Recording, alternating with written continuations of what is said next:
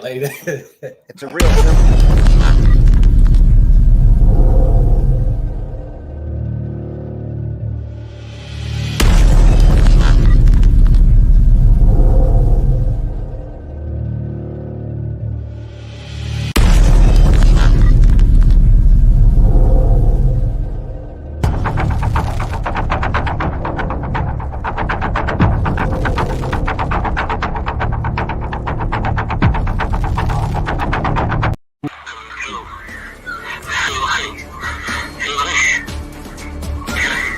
Spaces, things exist.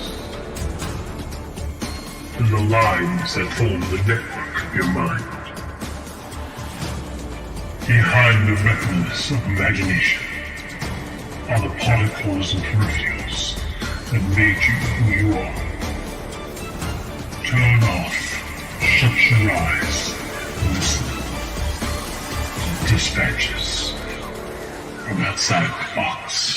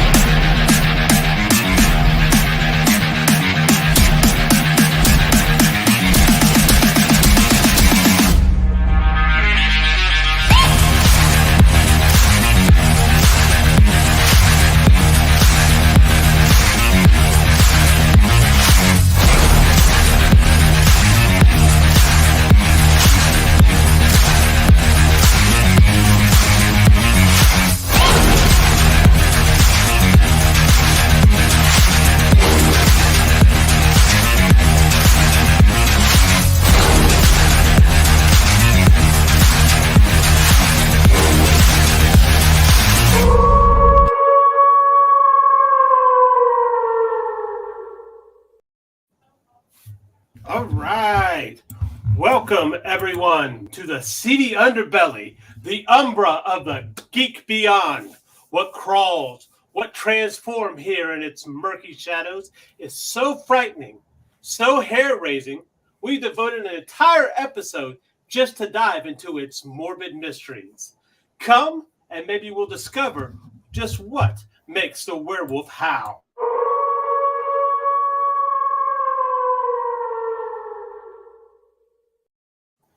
I'm independent artist and smash scribbler C Michael Lanning, your guide into this macabre conundrum of man turned beast.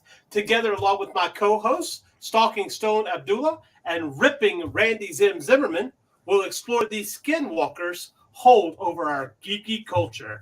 So give them your credentials, guys. Stone, tell them who you are, man. Well, I'm certainly not a werewolf yet. I've spoken with HR about that. They're working on it. But I'm Stone Abdullah. I'm, longtime sci-fi novelist and longtime scientist. Worked for the government, research and development arm of the Department of Defense.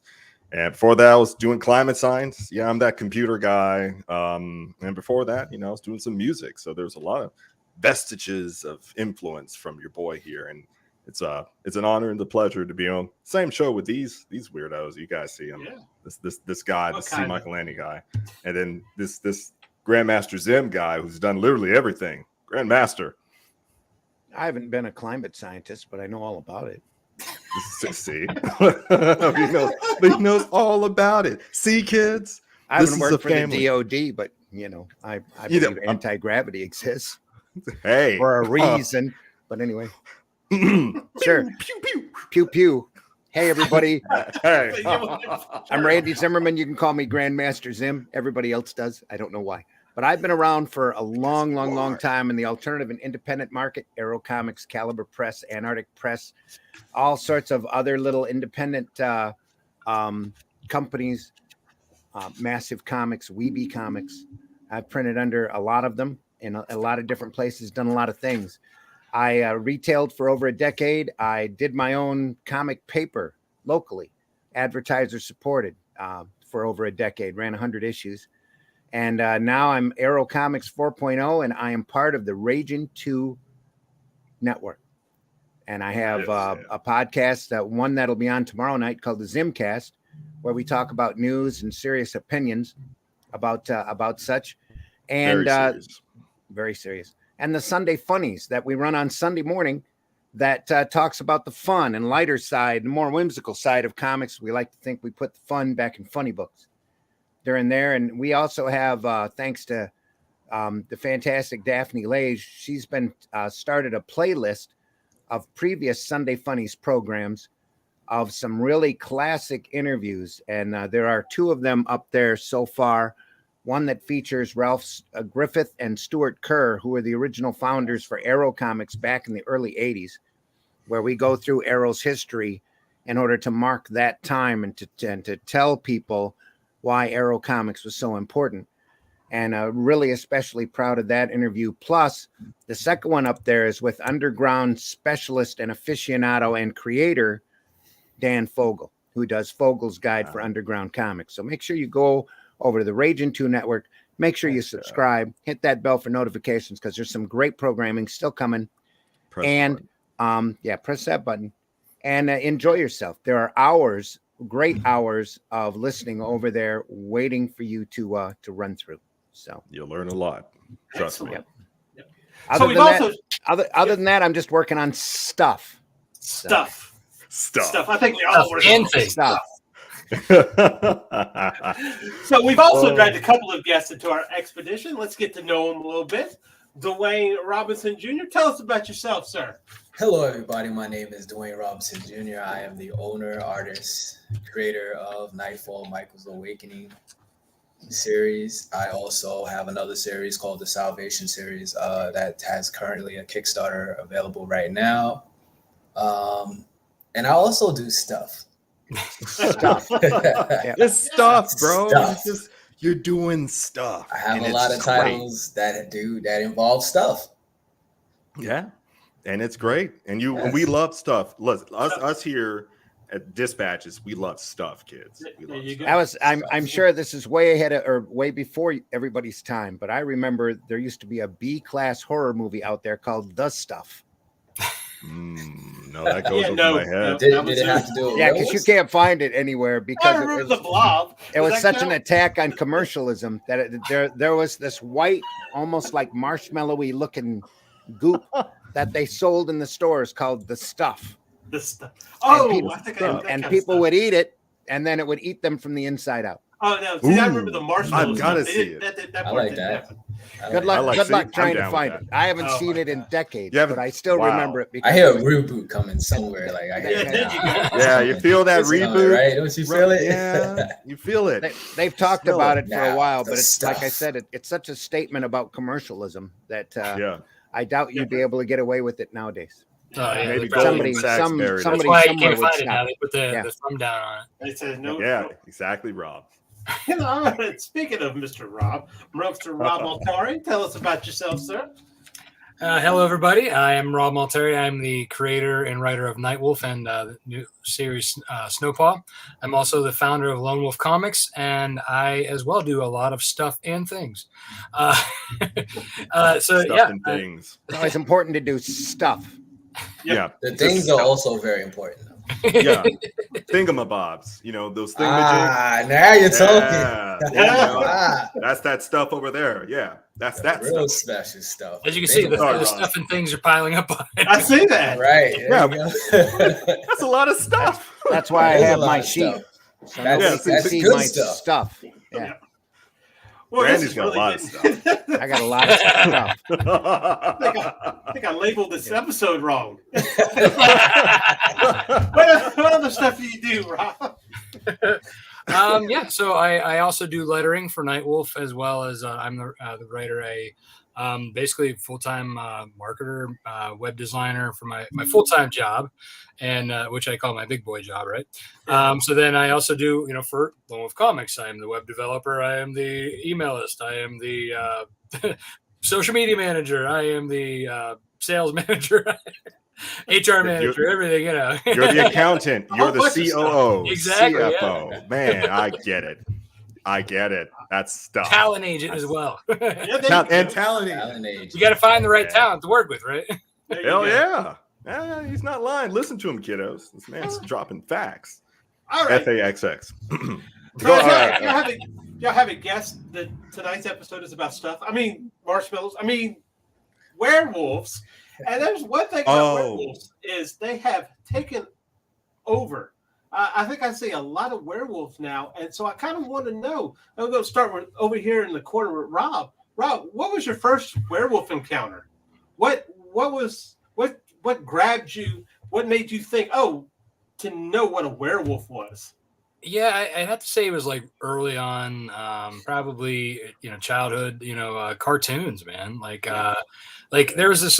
It wasn't even like a full cartoon, but it was one of those there was like 4 cartoons together. I forget what I think it was either Filmation or one of those old school animation brands had it was like a Friday show with 4 different things, and there was a camp of monsters and these 2 normal kids who tried to fit in there. And I just remember, I can't think offhand what it was. Oh God, that sounds familiar. It sounds familiar though, doesn't it? Yeah, that's familiar. Yeah, I mean, there was vampire. There was a werewolf. There was a Frankenstein. They were all younger versions, and then there was a camp. Yeah. But yeah, that sounds Could it have been called Monster Camp? That wouldn't surprise me. Possibly. No, look at It wasn't the Groovy Ghoulies, No. because they were a rock and roll band. Yeah, no. Yeah. Offhand, I can't forget. I think before it your also might times, have been in the kids. same Look it up. rotation with Tiger Sharks. Ooh, If you remember what those were, Tiger they were kind of Sharks, they were kind of like a Thundercats. Actually, you know who it might have? It was a Bass and Rankin, I think. Rankin Bass. Yeah. Yes, thank you. But yeah, I think that was kind of the company that did it. But anyway, so that was kind of the one that I remember earliest on, and then Scooby Doo had his run-ins with werewolves, of course. The original series that they played on syndication, and then they had also the movies, Shaggy, the Reluctant Werewolf, and Scooby Doo Goes to Ghoul School. Those all. Oh yes. You know what I mean? And then as I got older, then getting into horror movies, just started. They're everywhere. So Yeah. And the Reluctant Werewolf. Yeah. Scooby Doo and the Reluctant Werewolf. Shaggy looks so cool as a werewolf. I thought he looked better as a werewolf than he did as Shaggy. I mean, I was just it looks good on you, Shaggy. Yeah, You know what I mean? it worked for him, right? It worked to pick up so many werewolf ladies. You know what I'm saying? You could. I'm not saying from experience. But even it was crazy though. Because Shaggy actually did have a girlfriend that was with him this entire movie, which I was like, how did Shaggy land that babe? I mean, hey, whoa! I wasn't trying to ask that question, but thank you for putting Personality. it in. It's right. It's the personality. He was Scoob. He always had that beast within him, I guess. It's kind of a He had that appetite, right? He had a beastly appetite. He had that hunger. Oh yeah. Oh boy. Rankin Bass did Mad Monster Party. It had a werewolf. That I do. Yeah, that was another one of those claymation ones, I believe. But that wasn't the one that I was thinking about. No, yeah, I remember the one you're talking about. And what's sad is I can only find tiger sharks. I know it's going to bug the crap out of me. Only find, and then you'll run into Sharknado pretty soon. Mad Monster Party. Oh, that's It had a werewolf. Yeah, Mad Monster Party. Let me see if I can pull that up. Yeah, it had a werewolf in it, but it's not quite. Yeah, that wasn't the one. Not quite. That's not it.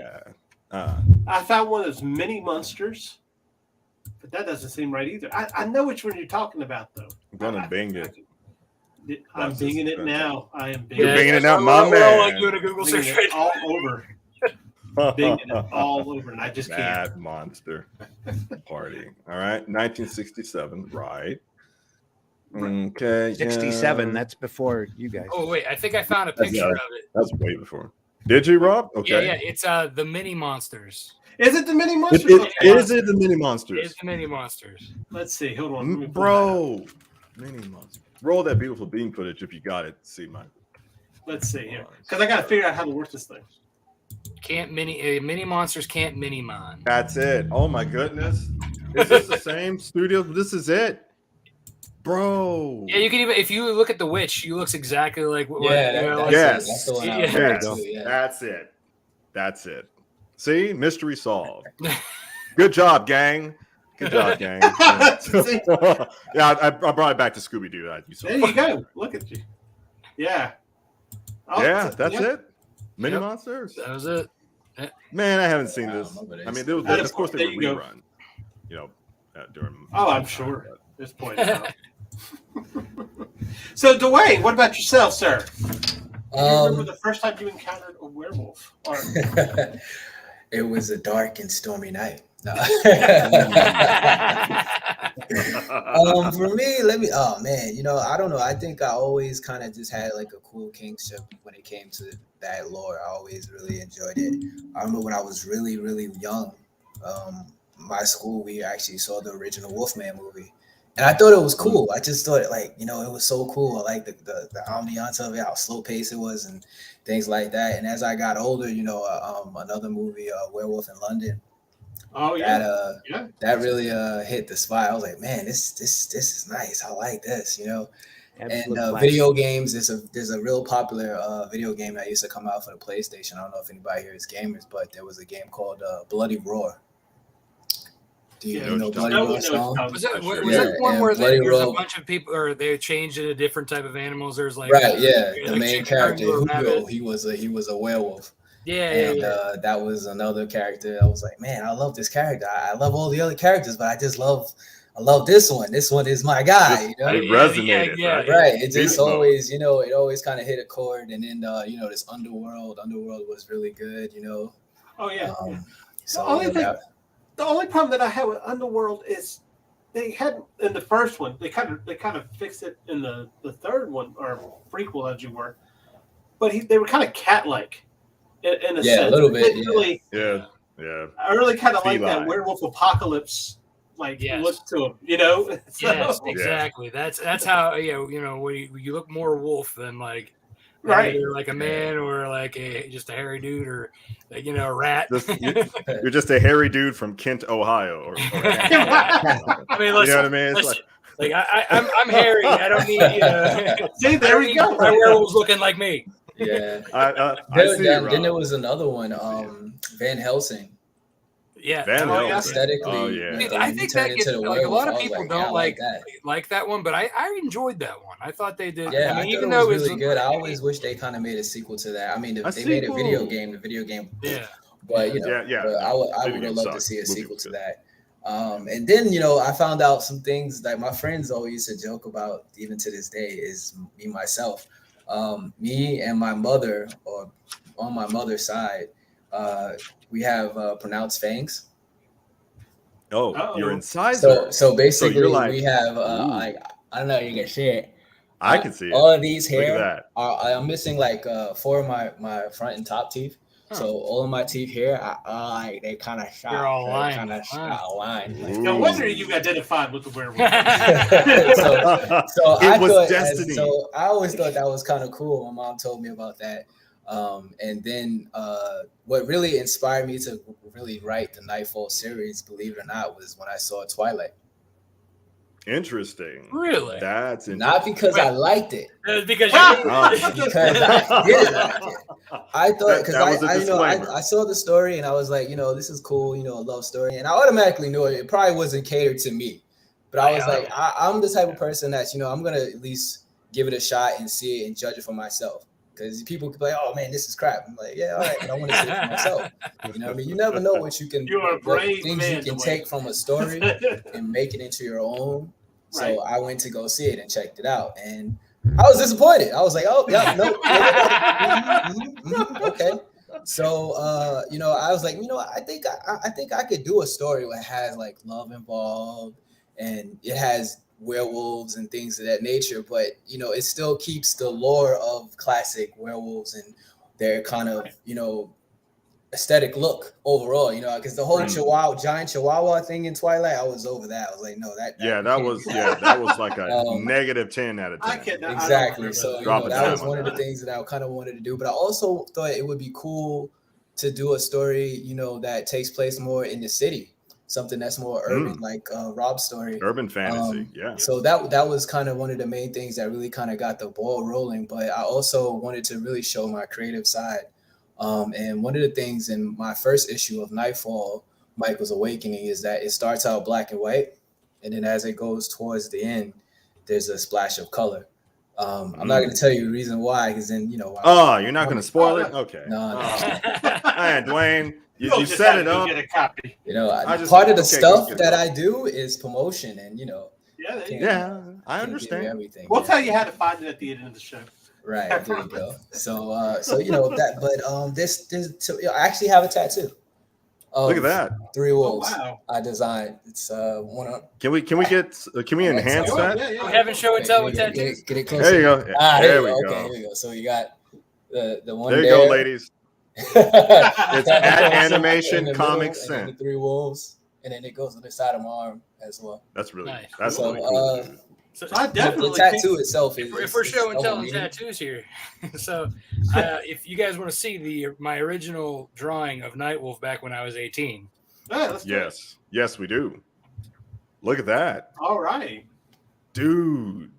Nice. That's when you were 18. When I was 18, yeah. We're talking some old school stuff, dude. I mean, ladies, I'm almost 40 now, so that'll tell you. Dude, that was my graduation present to myself in 2001. So that dates me right there. I was bored in geometry all year, so I basically just doodled, and that was like the end result of like a couple months of trying to like get exactly what I wanted for my tattoo. But it's legend. I didn't. It went a whole different way. I was planning on getting something kind of just like something cool, some tribal something, and then with me, when it comes to having the option to be creative, that's when I just go. So I sat there and and I was just like, all right, well, I could just get this normal whatever here, and I was like, I love werewolves though. Maybe I could throw that in there. So I started drawing it and started putting. And I was like, wait, maybe I could do some tribal stuff. So I looked at different aspirations or artifacts that have like kind of symbols of werewolves, but not the same one that I'm looking for. So I was like, well, I guess I can take some kind of ideas from that and draw my own, and there you go. But the meaning of my tattoo is a double meaning. So the first meaning is my personality. So I could be a lone wolf by myself, chilling, calm, collected, peaceful. But also when I'm with my friends, I'm usually the leader of the pack. I'm the crazy one. I'm the one like, let's go, let's do this. Let's crush it. The beast comes out, right? Yeah. Ready to, and so the big one is that's basically both of my personalities in one person. And then the other one is my family. The big one would be me. I'm the protector of my mother and my brother. And that's the other version of it. So I like to kind of go a little deep when I do things sometimes, especially with my son. That's good. That's good. So that's good. A lot of people just put Chinese symbols on them and have no idea what it means. Have no idea what it means. They put kanji symbols all over their body. I'm just like, bro, there's 2,000 something kanji symbols. Yeah, that's every single. No, hey, Grandmaster. Every tattoo I have has a meaning behind them, and much like yours, my Nightwolf one has like it's kind of like when I was in high school, I was one of those like I was constantly, in junior high and elementary, I was constantly, picked on because I was the comic book nerd, right? So I always was, defending myself, or like, they would like, make fun of my mom or something, or, I'd get into fights. So a lot of it was like, I was very angry. So that was the ripping out of my skin was that kind of like my beast within ripping out. But then the holding the cross is also because like, kind of like hanging on to that, what's, that good that still might be there, like I said, I was very angry in high school. Very angry. I get it. I was there, brother. I get you. Randy, I see this picture down here. I'm curious, Randy, what you got for us? There you are. That is the Groovy Ghoulies. The Groovy Ghoulies. Right. I'm about to be schooled, y'all. Please, Randy. It's back in the, I think, late 60s, early 70s, when every cartoon had a rock and roll theme to it. Oh, right. After Scooby-Doo came out, they were all in a rock and roll band. That sounds about right. And right. They did kind of a Munsters type thing. And there was all sorts of different monsters, but that's the main trio. And as you see, a major werewolf right there. right. There it is. So, Here's a werewolf. but for That's me, cool. for me, it was always when I was a kid. They used to run these not cartoons. They used to run these monster movies at about noon, 1:30 in the afternoon, on one of the local stations, and it was always the oddball stuff. So for me, it was always Lon Chaney Jr. Watching. That's Yeah. really my Junior. first exposure to the Okay. werewolf when he first Yeah. shifted. Now, when streaming, not really streaming, but when the cable services started and the movie channels started popping up, we used to have one back in the mid 80s. There was a streaming service called Spotlight that I used to love because they would drag up all the old and oddball movies. Yeah. In fact, every Thanksgiving was their turkey marathon, where they would pull up all of the bizarre stuff. That's where I saw the stuff. Oh, really? That's where the stuff. Wow, you brought that back. Full circle. Full circle. Full circle. Because Yeah, Because baby. back when Now I know. during my first marriage, I used to stop at Super City, which was a local like box store chain, and pick up 3 Betamax tapes of the worst B movies, horror movies that you could find, and take them home, and we'd watch them all night. And then I'd drop them off the next day on my way again back home from work. So, and I really burned out on B movie bad horror films during that period. And we're talking all of the Full Moon material. Remember Oh, that oh, Doll yeah. Man and all that great stuff. All of that trope. There- Yeah. There's Puppet not a whole. Master. I watched all of that stuff, but the stuff I remember, and the other one was Basket Case. I remember Oh, rather yeah. fondly as Basket you know. case. But nothing on them services matched the first couple of Howling films, as far as Alright. effects go. Yeah. When they turn into that werewolf, and you had some clips from it on your opening montage, Yeah, on the where opening. they're moving the snout out and the Yeah. teeth are coming out and they're Teeth are coming drooling. out And there. just And it's Rick extending. Baker, if I'm not mistaken, was the effects artist on that. Just beautiful artwork for that. Yeah, Wonderfully they don't done. do Scared those the sorts of crap out of a lot of kids. I'm sure he did. Oh, yeah. Yeah, there's that Did his Eli job. Roth movie, TV show that was on. Dang, I can't remember what TV show it was on, but the transformation from that one was really good too. I can't remember what it was called. They had a werewolf series on Fox that I remember as being really good and really well written about a guy who was traveling the country who was had werewolfism. And it was like the Incredible Hulk. He was being chased by a reporter and trying to be tracked down. They used to have it on the stray cable stations every once in a while because of the music hang up. Well, I found a show that I do not remember when Fox became a network called Werewolves. Yes, that's the one I'm talking is about. that yeah, the one? yeah, Yeah, yeah, I never- that's the I never one. saw Yeah, it. there it is, Mike.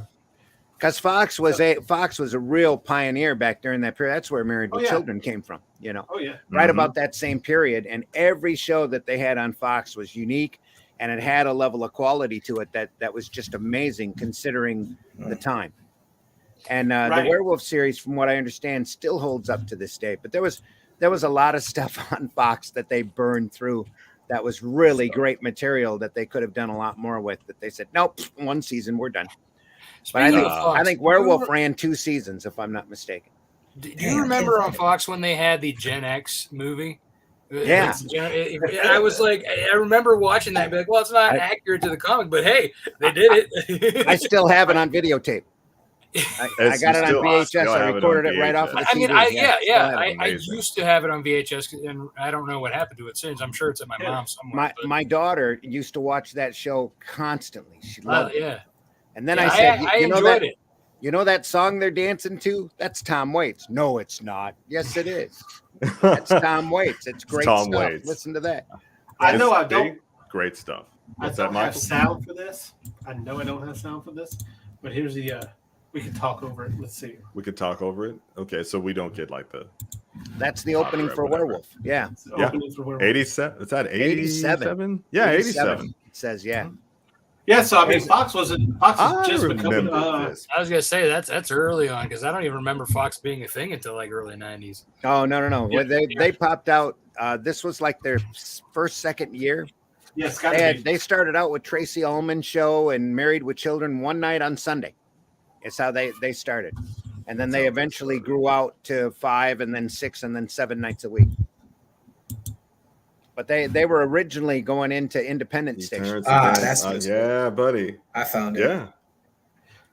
Yeah. I remember seeing this. There's a excuse me. They did comics off of that. That logo should look familiar.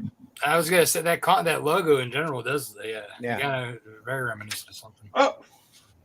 But for the time, it was a really good series. I don't remember exactly why they stopped it either, because it was a half an hour show and they made pretty decent ratings off of it. Yeah. Fox. One of the actors or something happened to him. So, yeah, he got a pentagram on his palm. Yeah. I was just going to say, that was around the time the Lost Boys came out, that everybody became fascinated with vampires.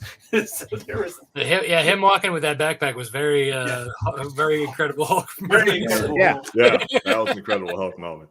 Absolutely. So do you guys remember a TV show on Netflix called Hemlock's Grove? Yes, I do. And that was another one that I really enjoyed too. The transformation from that one was really good. It was very unique. It was outside of the box. Very unique. Where they actually eat the skin. That's what was crazy about it. That's different. He breaks out of the skin, out of his human skin. He's a wolf, and when he's done, he eats the human skin. Yeah, for protein. Well, you exert all that energy, right? You're hungry after. Yeah. But you know what? He was a resourceful werewolf, because what he did was he was selling fake drugs to somebody. Then he changed it for them, so they think that they were on drugs. That one was good. So he was distributing acid and LSD. Not saying it's disclaimer, but he was distributing, and then he changed. Yeah, sugar pills. Right? Yeah, right? And then suddenly. At that point in time, somebody just became a werewolf and then ate themselves. You're kind of like, I don't want any more. I don't want any more. Right? I don't want any more. I don't want any more. I swear. I promise that's how you get them over. That's how you get it. That's how you get somebody to go straight. Right? Yeah, Werewolf was created by Frank Lupo. Who did such greats as BJ and the Bear. Oh, really? The Misadventures of Sheriff Lobo, The Greatest American Hero, Riptide, The A-Team. Oh, did Werewolf, then went on to do Wise Guy, if you remember that show. I do remember Wise Guy. Incredibly well written. Hunter for many seasons, many seasons. Did a series called Raven for a while. Latest thing he's attributed to is a revival of Hunter and Painkiller Jane. Painkiller Jane for one issue or one episode called The Healer back in 2007. And then again the television series A-Team in 2010, some sort of revision or reboot. Oh yeah, no, we didn't need that. With, Riptide and Hunter and A-Team is what he's really known for. But he did Werewolf. It was a well-written show, I remember. Well, I mean, go back and look at it now. That could be nostalgia talking too. It could be the hokiest piece of crap. I thought Blade 3 was awesome until I watched it again. Until you watched it again. You're just like, I haven't even watched it since the first time I seen it. I'm like, you need to rewatch I was going to say, I can't even tell you the last college, maybe? Felt the same way about Superman 2, the regular cut. God, I remember going to the theater and thinking that was so cool. He's throwing buses around and all this. And you go and you watch it now, and it's like, oh, this show sucks. It's too late, though. It's already a part of you. You can't turn back now. The tendrils are inside of you. Yeah, right. You just gotta enjoy it for what it is. You know the time period. You know the effects that they had, and and you enjoy it for the nostalgia, and it is what it is. But sometimes it's not effects. Sometimes it's just there's still shows that hold up, like American Werewolf in London. Yeah. Where you go and you watch that now, and it's still ooky. Well, it's just, I mean, you like when really you have did what it was out to do. Actual effects, not like CGI. I think it's like that was probably around the peak of like the 80s and 70s, 80s effects. Yeah, the same thing with The Howling. That was in the 80s. Yeah. Well, let's say, because you got to think that was 81 when American Werewolf in London came out. Yeah. And it's amazing what they did with that. because it's stop motion. It has to be stop motion. And Oh, no. No. that was A live. lot of that stuff was mechanical. Was it mechanical? Yeah, Mechanical it was Trick it was Maker, like I believe, did the effects on prosthetics that. over top of like the stretching parts. Yeah. Yeah, Okay. they're actually pushing like. Wow. Or Okay. the part where he's like actually stretching his body, it's a part of him that's actually there, and it's a prosthetic that stretches out. Mhm. Yeah, That's actually seen That's how ingenious. it was made. Prosthetics, special effects, makeup artist, boy. Yeah, Give I me mean, respect. that's- The Howling- and the I think Howling that's was why, the one like, with, now The Michelle Walking Pfeiffer, Dead right? is so popular. Or at least Truly I a think it has truly been a so lost popular. art. Yeah. This is all I the- Yes, think it you was. might be thinking of the Natural one with Wolf. I don't think Michelle Pfeiffer was in the Howling. I know she was in Wolf. Well, but there was a werewolf movie with Michelle Pfeiffer and Jack Nicholson. Jack Nicholson. Yeah. Yeah. Yeah, It was called he Wolf. was the werewolf. Yeah, but no, at the end she was the werewolf. She was the one that Yeah, turned him. that's- Yeah, The Howling had Yeah, Dee Wallace that in was it. the twist. Yeah. Dee Right, Wallace, yeah. So what Kevin was that called? I McCarthy, thought that was called Slim The Howling, Pickens too. was in it. Elizabeth Brooks Slim was in it. Pickens. Oh my gosh. Slim Pickens. Director was Joe Dante. That's another, and it came out the same year as American Werewolf in London, also.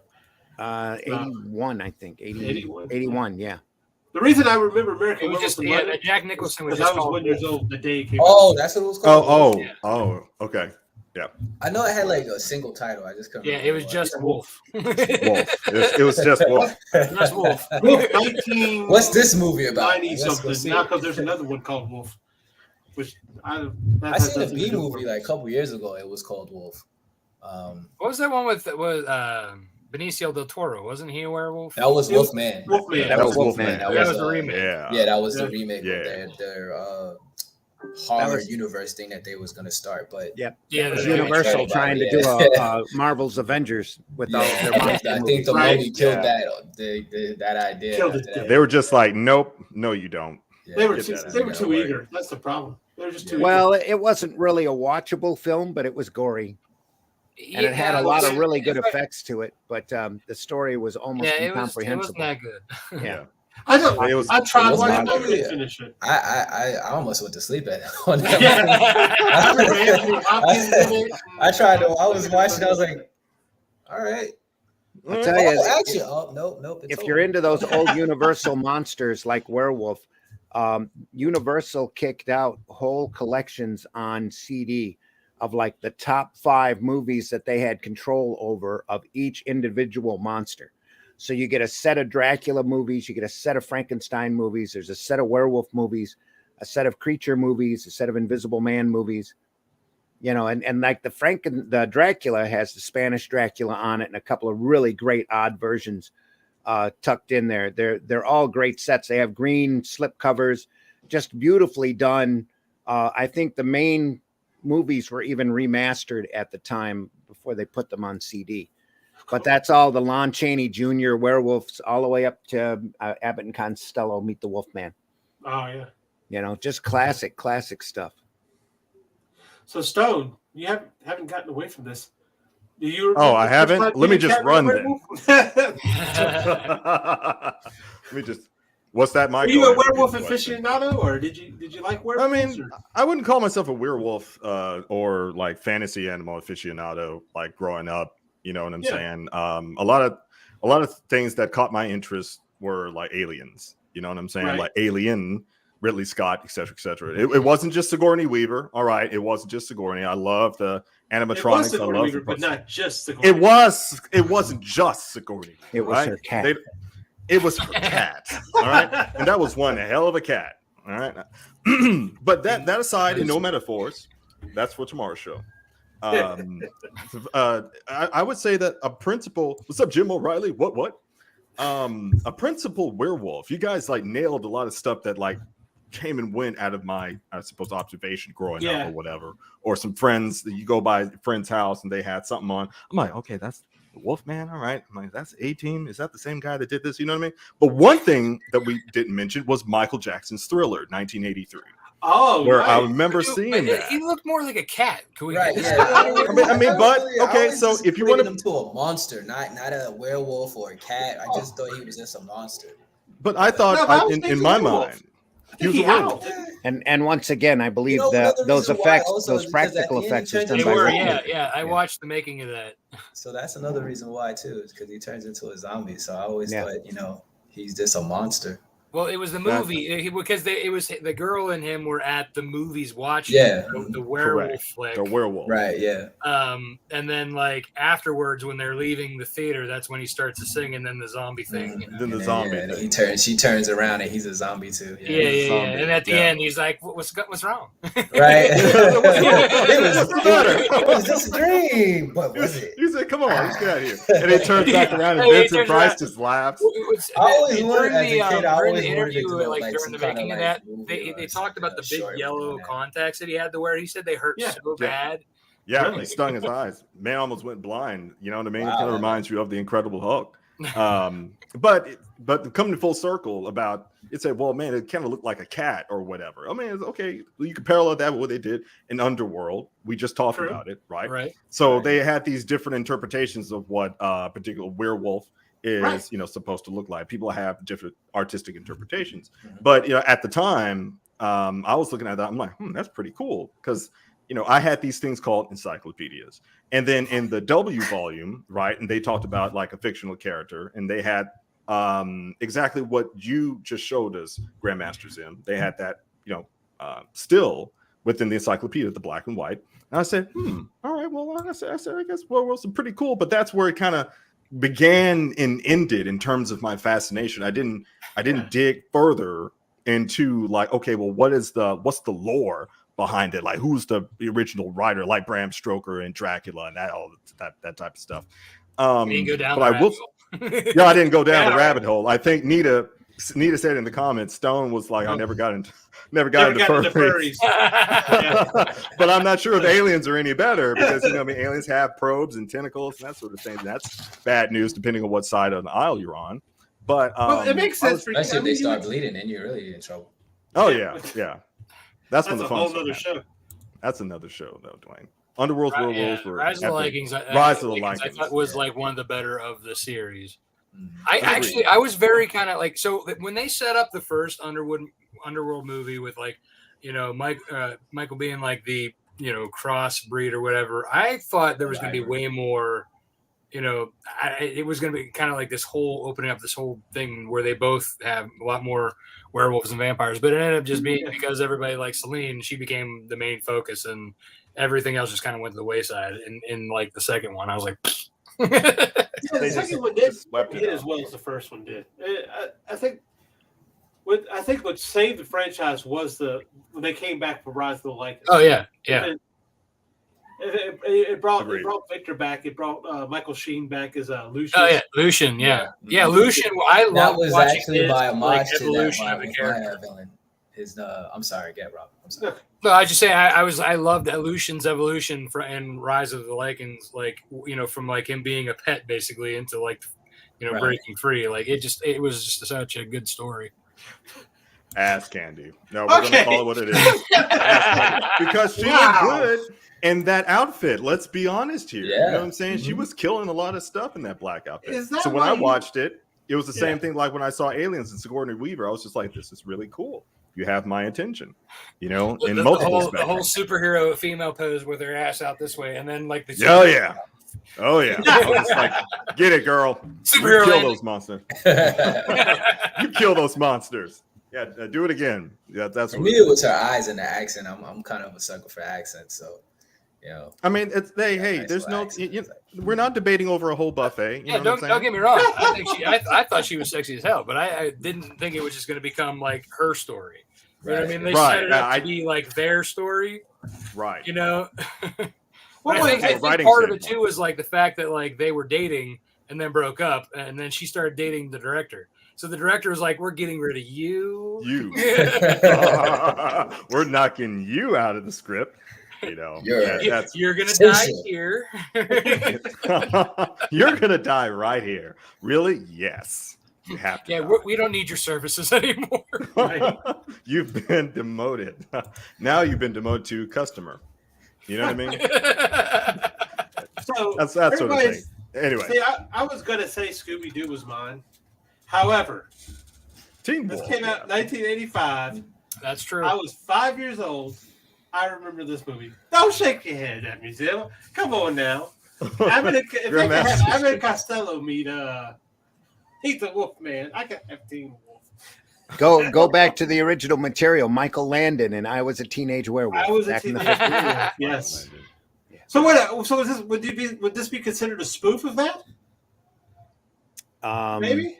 Probably not. It might have been influenced by it, but They don't even know. had a cartoon Not a direct spin-off movie. of this series. Did you remember? they had a that? regular TV show for years on MTV. Yeah, it was. It was. That Oh, supposedly yeah. was supposed to be really good, but I never watched it. There was a No, sequel, wasn't there? Like with seen his that cousin or something. It was Jason Bateman. Yeah, I Teen guess Wolf he couldn't 2. get Michael Yeah. J. Fox back. Michael J. Fox was like, nope, no, not happening.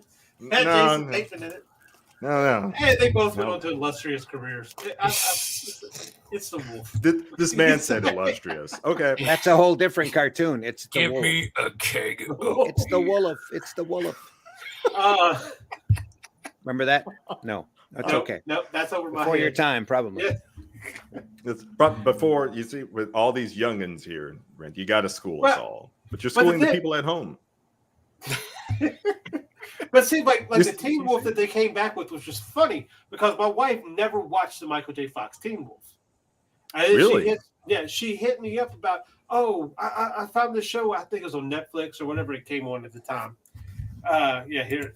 And she's like, There it I'm is. gonna watch a show Yeah, it called was Teen on Wolf. MTV. And I looked at her like, I'm not watching that. There's no way I'm You watching it. can't force me to watch that.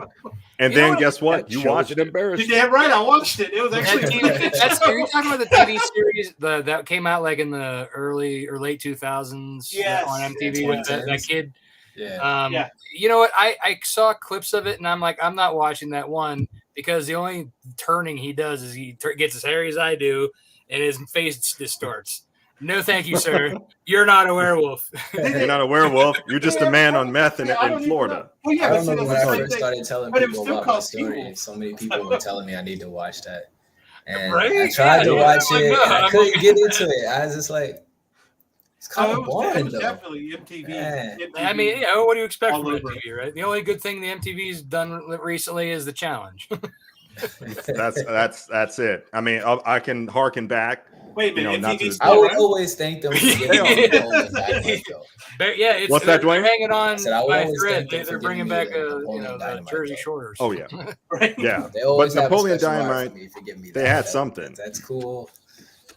MTV But- is but totally responsible for the surge in country music. Garth Brooks, Shania Twain, Oh, because yeah. they came to the forefront because CMT was still showing videos when they decided to show regular shows. Well, That's you know, right. MTV CMT was on Grand Ole Opry and stuff. They were Yeah. supposed And to we'll Dolly probably Parton have a back in show the 70s. about that in the future. Oh yeah, No, we won't. No, Lars is he's- Lars Ulrich and Napster and all that crap really screwed MTV. So that's really Well, what happened with MTV. MTV was already screwed. I mean, listen to Dead Kennedy song off the Frankenchrist album, MTV Get Off the Air, and you'll hear what was it, Jello Biafra already, he predicted the fate of MTV in 1983, I think that album came out. Yeah, so Dead Kennedys had already called it, and Yeah. they were right. They were right. But anyway, that's a different topic. What you got, Nothing Dale? put a nail in the Let's see, you coffin, got too, something. with that. Before we go much farther, here is what I was talking about earlier. Excuse me. Ooh. Have a little something to do first. Yeah, that's it. It's the Wholesome Wolf. content. It's the Wolf. That's it. It's the Wolf. It's the Wolf. Stop running. You'll lose weight. Oh, good old Hanna-Barbera. Oh, You'll the lose Wolf. weight. It's the wolf. Yeah. Oh my gosh. I think I remember seeing that as a kid. I saw that in the lower right hand on Yeah. Boomerang, but then Yeah, they it was showed it on- on some. It was Yeah, on that's some probably network. a third generation VHS copy that Oh, yeah, somebody that's transferred syndication. up to YouTube off of Boomerang. Yeah. Yeah, Back when Yeah. they used to show classic cartoons, classic kids, Right. classic cartoons. long. Right. That was I Long those remember were when the Cartoon Network first started, they were the ones playing the classic. Yeah, They were. late night, like in yeah. 98, They were 97, they were playing stuff. Yeah. Yeah, Yeah, they were- 'cause they Turner were had just playing, come in and- Go ahead. Sorry. they were playing like the Centurions, the Thundercats, all the Hanna-Barbera cartoons, All the like good Yogi, stuff. Warner Brothers, Looney Tunes, all those old, like basically it was like anything from like, the Warner Brothers and Hanna-Barbera, they basically were, Ted Turner's own stuff. Yeah, it was they like came the in and bought older stuff, and Yeah. then it turned into like now they were making their own, and they moved that all to Boomerang. Yeah. Right. And now then- Boomerang's playing the old stuff of what Cartoon Network turned it to. Well, And as time then- goes by, there's more and more of that old stuff that just wasn't acceptable. Right. Right. Yeah. Yeah, because Cinderella they had to was go. pretty good, though. I Sorry, remember we have that to show. drop I this. like that. Yeah. yeah. Anyway. Ooh, that's Anyway, Dwayne. anyway. Hey, Anyway, Hi, Dwayne. So, is there any aspect of the werewolf you like more, or is it all encompassing? Did you like the idea of the transformation? Did you like the beast aspect? I think we kind of got a little bit of how you feel about it. I guess it's all of it, really, because the thing about it is that although I have my own story and I have my own lore, that's the good thing about werewolves is that it's still open to interpretation. It's not like I one way to do it. Although I did say that I didn't like the Twilight version of the werewolves, but You did say that. it's still their version. You know what I mean? Like they can still take it there, and people might like it. You know what I'm saying? So I think that's one cool thing about werewolves is that it's not a solid version of how it's supposed to be. Right. It kind of is, but then it kind of isn't at the same time. You know what I mean? So for me, I think all of it is cool. I always get inspired by seeing people do their own versions, and some of them that are really cool and unique. Like we were talking the Hemlock Grove one. That's something that's like, oh, okay, that's out there. Not bad. So, Didn't think of that. Not Cool. bad. So, with that, what's your favorite transformation that you've seen? Okay, so I'm a little biased. I'm not gonna say mine. I would. But I'm Say not. it's yours. Say I'm it. not. Own it. He's like, Own I'm it. not I going would to say directly the one answer that- your question. Spoken like a true politician. I like High it. five. Wait. High five. Yeah, high five. All right. There you go. But the one that really inspired me was indeed the Van Helsing one, because I like the fact that he actually kind of almost like tore his skin and it kind of almost like shed at the same time, and it's kind of like great it was animation. like within him. So that was actually the first title of what Nightfall was. It was supposed to be like I don't even remember what it was called. It was something within, Werewolf Within, some around that kind of title, because that was what the original my story was going to be. It was a lot darker than what it was. It was a lot darker, but I decided to lighten it up so kids can enjoy it, preteens and things of that nature. But Release the dark version so we can enjoy it. Just another edition. a lot of people have been I'm told me asking. that. I think I might when the series that's is up to you. done. I think I might do like just like a graphic novel, stone it in your realm, and do like a darker version of Nightfall, because it is the dark. version I had was a lot darker. But so that I would say that one would probably be my favorite, just because I when I first saw it, I never seen anyone do it like that before. Usually they kind of they just kind of get hairy and then they just turn, but not when they like take and their skin is like kind of coming through, werewolf form is coming through their skin. I thought that was really cool. So in my story, that's kind of how he fully turns. But the thing I wanted to do was I always wanted to pay homage to the original, or the one I consider the original. So there's a wolfman form, and then there's a true lichen form, or werewolf form. So how and long the ago second was one- this movie that you were talking about? The Van How long Helsing ago? movie? Oh, No, I was talking about my story. he's talking about Oh, his okay, sorry. comics. Yeah. Yeah, I was talking about my story. So I was going to So- say I so- found a movie from '82 called The Beast Within that looks pretty ghastly. Was it Is it BB BBC? Dench and Ronnie Right, Cox that's was it. in it. BB Besh, Paul Clemens, Don Gordon. Ronnie Cox, that's a Gordon. wrestler, isn't it? Is that a wrestler? I don't think he was a wrestler at the time. Here, let me share my screen and I'll show you the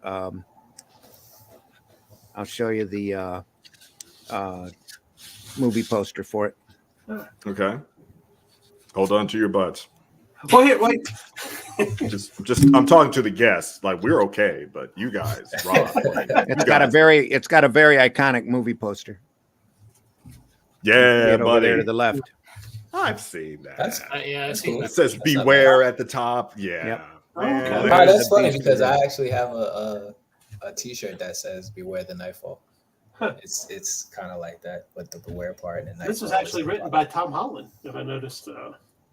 Surely not. Yeah, I was gonna say he's not that old. No, he's not. It's directed by Philippe Mora. Yeah. Believe. Writers Tom Holland. Yeah. Edward Livy. It's a different Tom Holland. Yeah, I'm pretty sure. Unless he's a Yeah, Unless he truly is a werewolf, then I get you're- right. Yeah, right. Spider-Man. That probably came out before he was born, actually. Oh, I'm sure. Yeah, I'm sure. To be honest, I'm yeah, sure, like he's quite only a like bit. he's only Him like and 12 or Nicolas 13 by Cage. now, I think. all these other- So, Rob, what about you, man? What do you like the most about werewolves? Is it transformation? Is it the beast mode? Is it the inward struggle? I Beast think mode. you know a lot of it. So I think it goes back to like whenever I was really getting into werewolves, so I had that a lot of that anger, and I kind of like the idea. And I think Wolverine was my favorite comic book character, kind of because it was related to this. Because he had that feral nature, but he also like was kind of fighting that anger and kind of trying to tame it in a way. I think I kind of like that aspect from it, and it always made for a great a tragic story, because you're always constantly, you have that teetering between a good and evil, but like but I think what I liked about like certain, and I think Werewolf the Apocalypse really appealed to me the most. One, like the aesthetics is the way they looked, and two, that they were able to transition back and forth. And I kind of discovered that on accident, because I was like, I want to have my own werewolves that can do that, and then a friend of mine like my senior year was like, dude, that you just described like Werewolf the Apocalypse. I'm like, what the hell is that?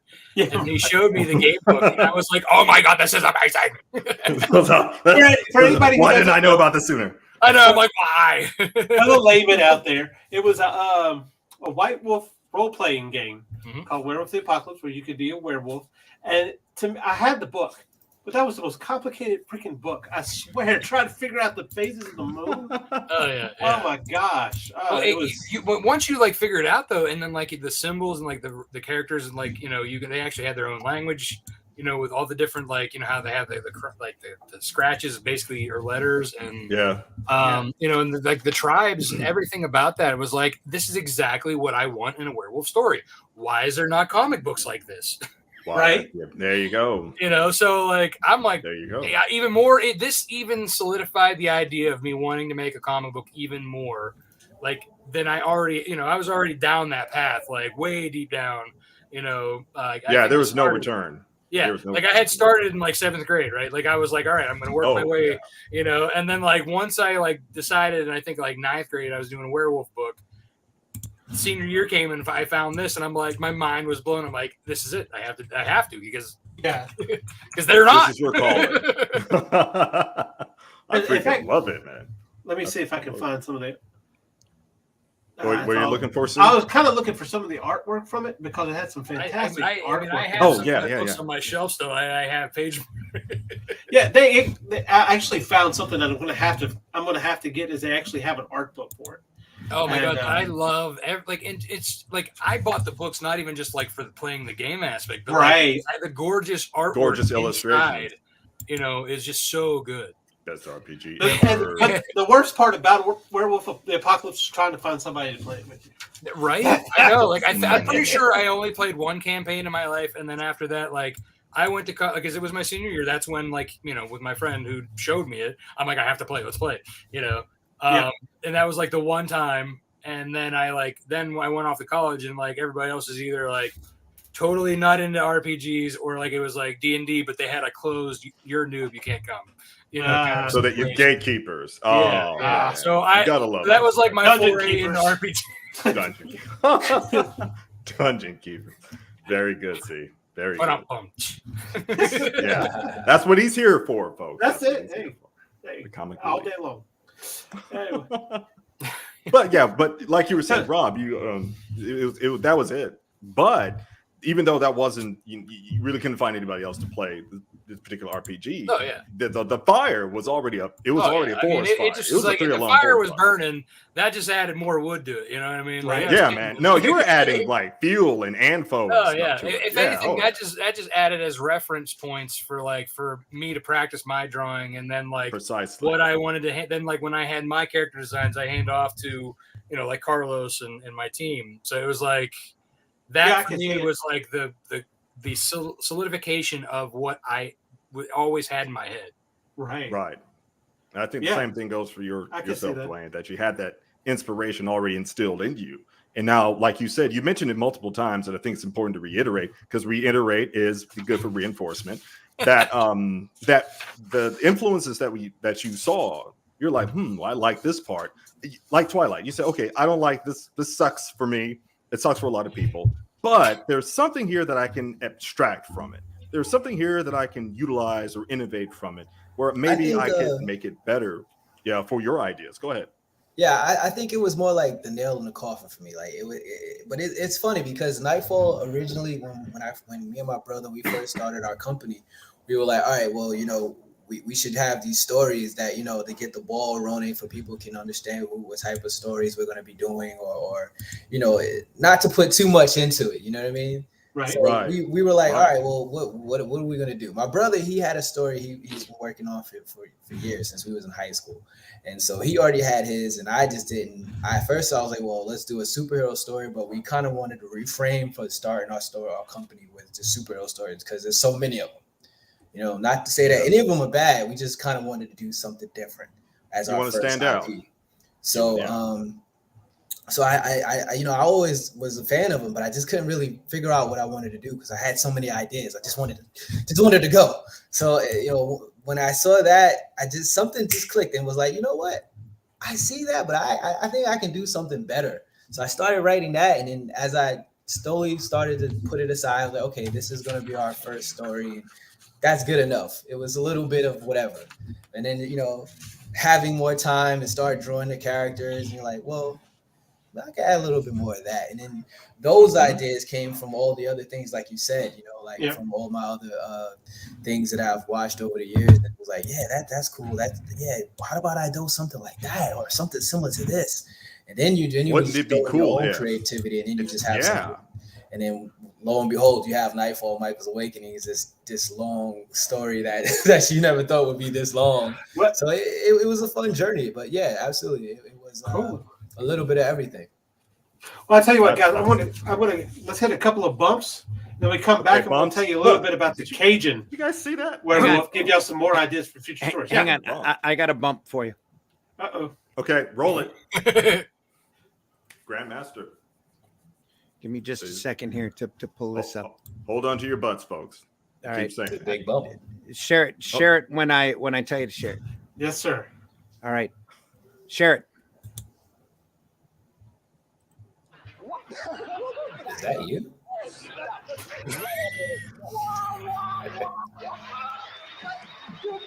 All right. Now, for all your little children there at home and doing your little things that you do at home when you should be. I like the butterfly collar. Oh, what? I have no idea. Randy? I think he lost connection. Oh no! I'll tell you what. Let's go do our too much for TV, people. Too much TV. I was waiting for Wolfman Jack to come up, but I didn't see it. But it's all right. We'll just roll some beautiful bean footage, and we'll be right back after the message from these sponsors. Oh yeah, all right. Love you guys.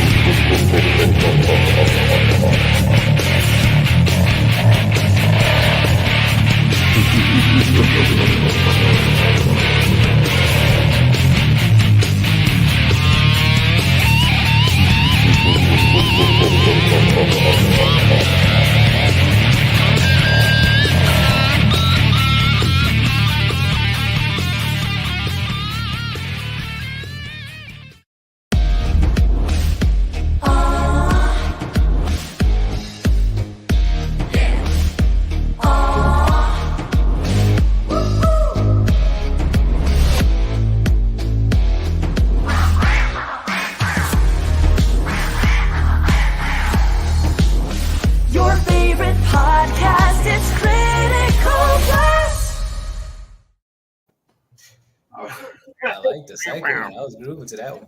And before we go any further, Sorry. did you notice Batman's in that intro? I don't know. I did, just yeah. noticed that. It- I was like, He's someone in did the too. intro. He's in the. He's right there next to the spotlight. He's the one that puts He's it on on, the right. man. Oh, he's the Right one that's there. making the sounds. Right. Yeah, right. Right. Gotcha. So I Gotcha. would remind y'all to save 5% on our next Gemini mailer order. Just head over to Gemini if you want to ship out your comics not only safely but in style, and use the coupon code RAGIN2 to get yourself 5% off over there. And also, look at this. I actually have an info card. Look, I'm getting No professional. way. Look, Bro. if you want more dispatches from outside the box, make sure to like our Facebook page. If you have any questions, send it to dispatches from outside the box at gmail.com. And above all, guys, don't forget to like and subscribe on YouTube, the Raging 2 Broadcast Network. We love having you watch. We like to see those numbers go up. We like you So, guys watching us. that's You right. like it when you 24/7. watch. Yeah. Is that, excuse me, sir, is that mineral oil? That better be high quality. All right. I see what's in your hand. Nope. Take out your pockets. I see what you're holding. See, Randy is too hot for this stream. I tried to stop that gong show and threw myself out. I'm waiting. I want to do that one day. I know it. It's going to happen. Yeah, but we. So- Yeah. So anyway, here in Louisiana, we have our own werewolf legends, and Do you? we Do you? They Now, I've had usually fights- don't involve clothes. But go ahead. we have some. No, definitely no Yeah, nah. shoes. I can tell you that. And I have this argument with my wife that she thinks we have two names for werewolves here. We have Lugaru and Rugaru. Now, I personally think Rugaru and Lugaru are two different creatures. Sound like- What about Are you Marvin? serious? Lukru is that's a Canadian werewolf, isn't it? Well, yeah. You got to think the Cajuns. Could you say it right? Could you say it right? Wait, what would you like me to? That's our what- producer. I don't have to say anything right. HR chiming But you got Cajuns. The Cajuns were kicked out of France, went to Canada, got kicked out of Canada, the Acadianas, and that's how we come down here in Louisiana, where Lugaru came from, or Rugaru. But I kind of came across, researching this stuff. I kind of came across some really interesting facts and myths about the Rugaru. And I thought maybe y'all could add to your comics coming up. Like, for instance, the Rugaru hunts Catholics that don't follow the rules of Lent for 7 years. There's something. Oh, that sounds like one of those Catholic guilt trips. Be No, good, that's kids, what- or Lugaru's going to get you Or Lugaru's going to get you. on your way to hell. Yeah. Of You course, bastard child. Unlike the scratch or the bite that we commonly see now, usually it's caused by a voodoo curse. They have it for about 101 days, unless they decide to transfer it. I can't remember. It's like if you look them in the eyes or something like that, it transfers to you. So that seems pretty easy. So that's easier than transferring COVID, I'd imagine. You know what I mean? You know what I'm saying? Like, could you imagine having like a hex? Like, you got an argument with your ex, your second ex, all right? And then you have like this, you know what I mean? Like, hey, I'm not speaking from experience, but you could have this hex, and then suddenly you look into like the grocery clerk's eyes at Walmart, and suddenly they don't know what's happening to them. You're just like, bye. And you leave the entire area. And then next day on the evening news, so today there was a person that was suddenly afflicted by a mysterious disease. Doctors can't pinpoint it, but they became a werewolf. They called it a Rugaru. You know what I mean? Right. I want it to happen. Right. I want it to happen. You know what? Then of course, That must be actually heinous to have a werewolf walking through the street going, look into my eyes. You're like, no, sir. I'm no. cured. Not if you're in New York, they wouldn't. Right up in your face. In your room. Almost as bad as a flasher. Yeah. Yeah. bro. What you mean? I'm cured. Thank you. And then you hop on the metro to go to Camden, New Jersey. I think Exactly. Stay away from me. the guru part of that, those words, I think that's kind of that's where from Werewolf the Apocalypse, where they coined that, that was their breed, right. I mean, The It comes from the breeze. French for a gravel stew. Gravel stew. If Why am I only not White Wolf surprised? knew that Garou. when they made it. Gravel, roux, is it? Rue. Oh, I got yeah, it. maybe so. Yeah. Maybe Okay. so. But And then look, French. if y'all are ever Gravel in soup, danger of the sorry. Rougarou, Yeah. just keep this in mind. Okay. They have to count. So what you They can have to do count? is you can yes, they have to count. So you can either hit screen doors or you can hang up colanders outside your door, and they will stop and count the holes. Okay. All And right. that's when you grab your shotgun. Yeah. Now here's the thing. Here's the One, problem. two, boom. Are you counting my Well, no, colander's because holes? here's what happens with the Rougarou is they can't get past the number 13. Once they get up to the number 13, they got to count all over again. So now Really? they're there all day counting until the sun comes up. Well, I think that is just an expression of the failure of the education system. Because if they were, you know what I mean? If they just got their GED, for example, then they would Exactly. probably count up to 23 or 26. You know, just give them a chance. They must have been Well, back what was that? in the school before the No Wolf Left Behind. Well, Yeah, you took it right out of my mind, dude. You stole it. Rob, you stole it. I was about to talk about GW. no cub Yeah. left behind. No cub. No cub left. no cub left behind. It's not common core, it's common like horror. But or I wish I something. could tell you that's where it ended, but that's not it. We got other things. That's not it. That's not Okay. it. In go. Louisiana, they ride enormous bats that swoop into chimneys or to their werewolf balls on Bayou Tula. Rougarou. Rougarou. So they're going yeehaw on giant bats. Giant bats. And now, So, mind of you, course- being in Louisiana, we're surrounded by something called swamp. And within those swamps are called frogs. Swamp gas. Swamp. But It's swamp frogs ass. are known to frighten away Rougarou. I So swear they're there's a just giant screwed. bat I don't know how flying that by with a works. wolf on it. Strangest what's thing that? ever seen. Because He said, "Oh, was that Charlie?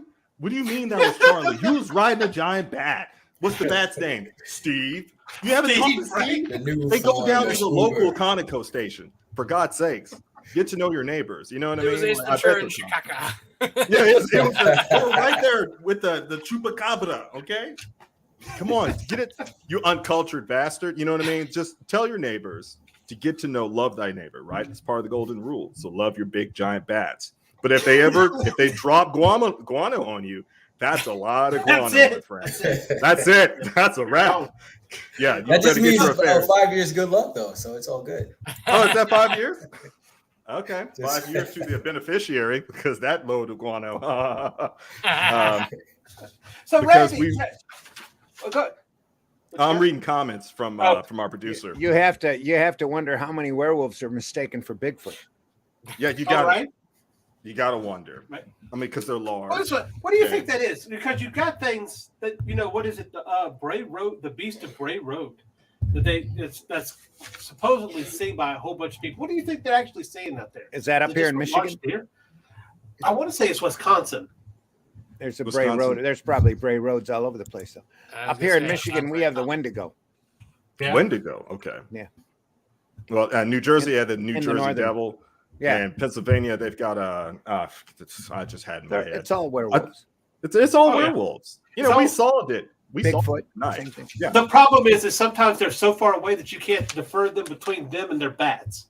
It's You So know, you the can't problem, tell. the It problem feels with like the a whole different animal. species, Mitch Hedberg had a great routine on that famous some famous stand-up comedian. Says the reason why nobody gets a clear shot at Bigfoot is because they are blurry in real life.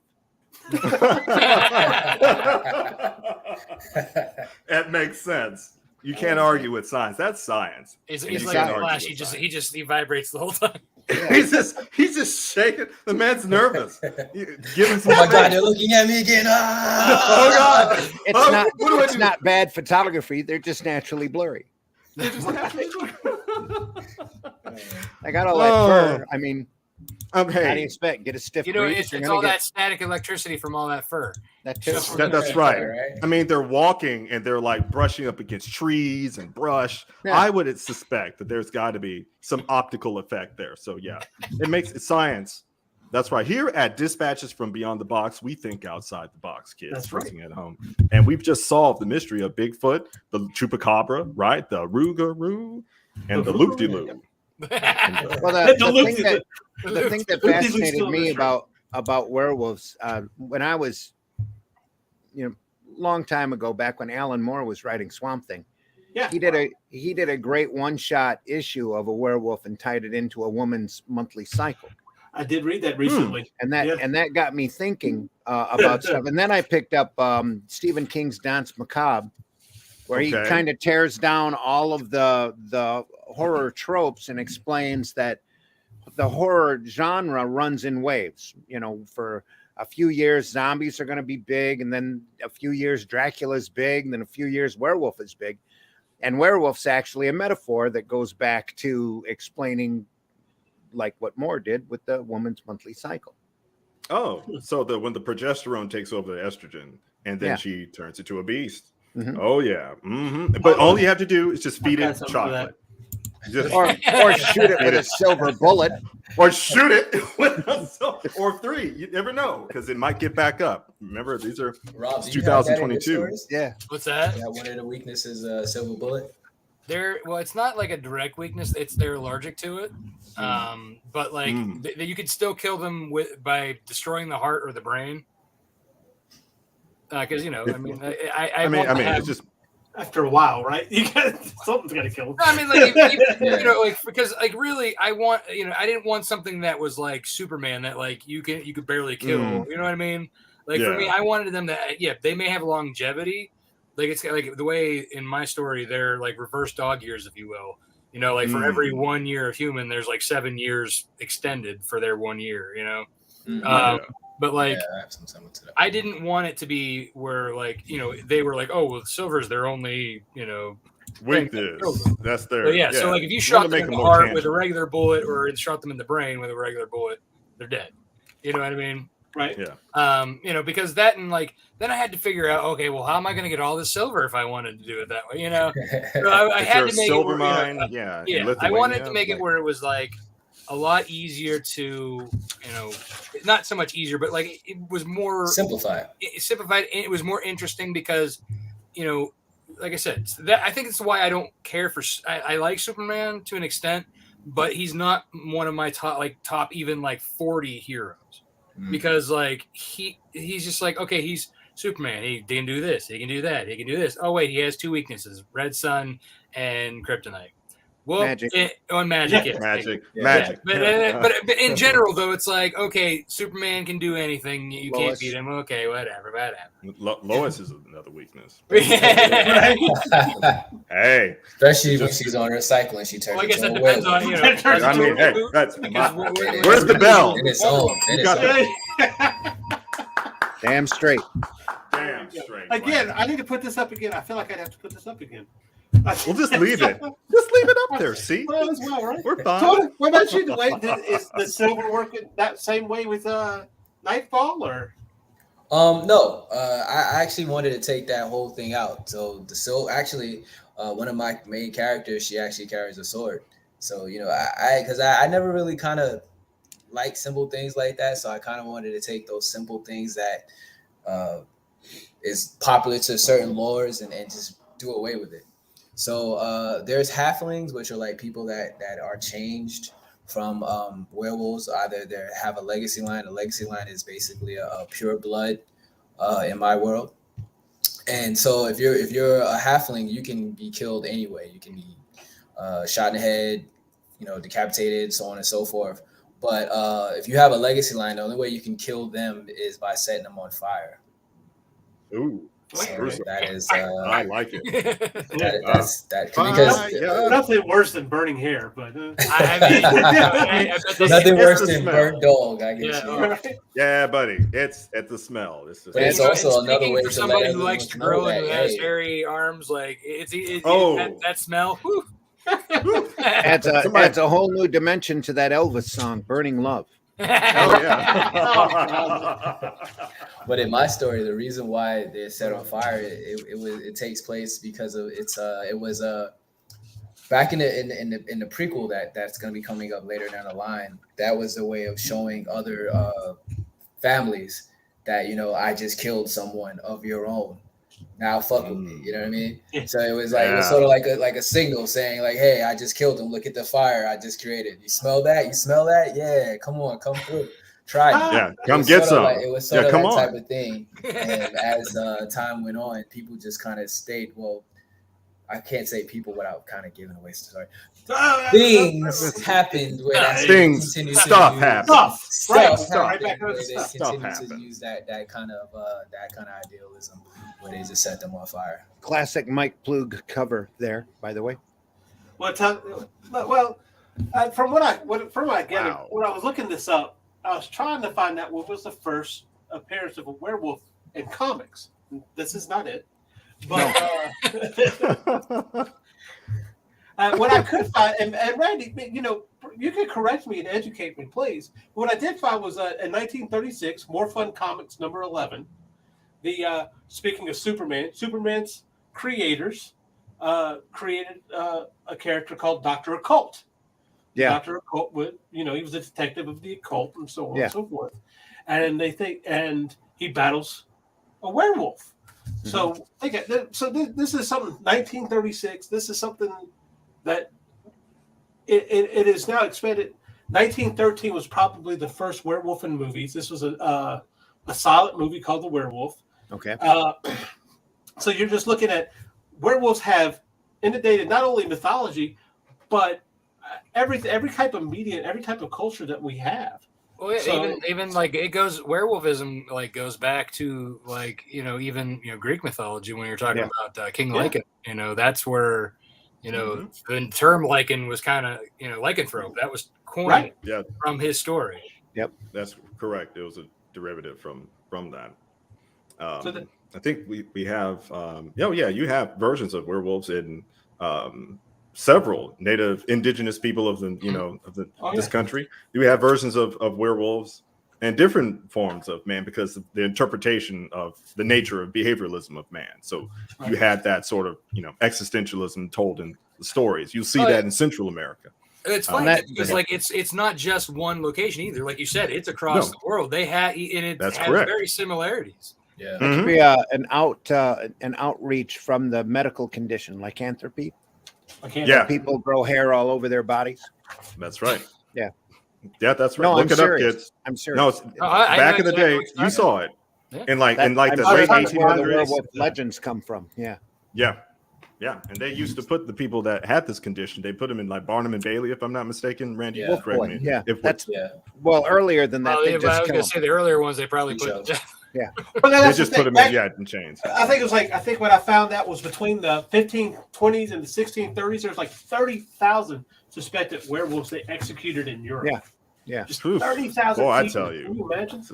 Good Lord, like guys. Good Lord, you've got hair under your arm. You're turning into a werewolf. You're turning into a werewolf. You got hair on your balls. This man has no hair on his whole face, but he's got a freaking Wolverine in his pants. We can say that those are just some serious periods. Anyway, so I have one. Do you remember those old like health almanacs that have like the kid going through puberty, like it shows like him aging or whatever? I have a werewolf version of that where it's like this little kid, and then you see him grow. It says, "As you get older, you may grow hair." But even wear that shirt to Walmart or something. I do. I wear it all the time. But what surprised me, honestly, is when you think of Batman nowadays, you kind of have these, psychological villains and stuff. But in the early Detective Comics, there was even an instance where he was fighting werewolves. Sure. I found that very interesting. Well, it was, that Lon Chaney Jr. movie really took off and infected the public's conscience when it came out. So you had werewolves all over the place. It went from urban legends and superstition to being actualized into some sort of just like there were Frankensteins and vampires all over the place. Yeah, all of those things they were transfigurated, I suppose. But there was a human imagination. At the point when this Werewolf by Night comes out that you've got on the screen now, the Code Authority had relaxed their standards so much you could actually put the word werewolf on a cover. I see. So this is one of those staples within comic history where you see, werewolf. Well, there was an entire period during the 70s that Marvel broke out all of the horror mode. They decided to go really deep into horror, just like there was a period there that they decided to go into a kung fu phase, especially in the black and white magazine days, where, back in the 50s and 60s, there's no way you could do a comic called Son of Satan. Oh no, Right. not Once in those this code Christian restrictions society. lightened up in the 70s, they sure as hell did, you know. After that, look at that. It's a little comic After that, history all for bets were off. Yeah. Yeah. Driving my parents crazy. My religious parents, yes. Oh, T-shirt and all. And even that was too hot for Marvel after a while because they changed Son of Satan into Hellstorm. Mm-hmm. Oh, really? Yeah. Pretty quick. Okay. They just dropped that whole Son of Satan thing. But there was a period again in the 70s when they were doing the black and white magazines, or they were competing up against the Warrens, the Eries and Creepies and Vampirellas, that they were doing some incredible quality stuff around Dracula, Werewolf, Frankenstein. They called Monsters on the Loose, I think it was called. There was a whole slew of black and white comic magazines back during that time. Because, you know, when you were, you know, I was a teenage kid when that stuff was kicking out. I loved all that stuff. Right. Yeah. And there were no hardcore restrictions. I mean, there was restrictions against it being too hardcore, but you had women's getting their tops ripped off and all sorts of, you know, stuff that yeah. 15, 16-year-old would, you know, find very salacious back there in those days. Yeah. Right. Nowadays, they reprint them all they've reprinted most of that stuff in the essentials, and they've drawn over top of them. So that all the naughty bits are covered when they go to the bookstores. So No. That's a shame. Dracula Lives was a big one like that because back then Dracula was incredibly popular for Marvel. And there was a lot of romantic scenes in there, just like when Howard the Duck was bouncing Beverly. He didn't do that in the regular color comic. They waited until it came out in black and white before they started, you know, having Beverly and Howard become an item. Before they were just pretty much friends, you know. And that's a show that comes out in May, guys. No. We'll be talking about that, yes. But oh my! But so this guy's name is Jack Russell, right? Yes. Yeah. And he kind of mingled in with some of the superheroes too, right? He wasn't just a horror. Yeah, I actually have an issue where he teams up with Spider-Man. Yeah. There's a Marvel team up, I think, that's got that in it. But again, they were bringing Spider-Man around to all of the books that weren't selling as well and having them cross over. There's a Spider-Man Killraven story out there somewhere where Spider-Man gets zapped into the future with Dr. Doom's time machine and ends up fighting Martians with Killraven.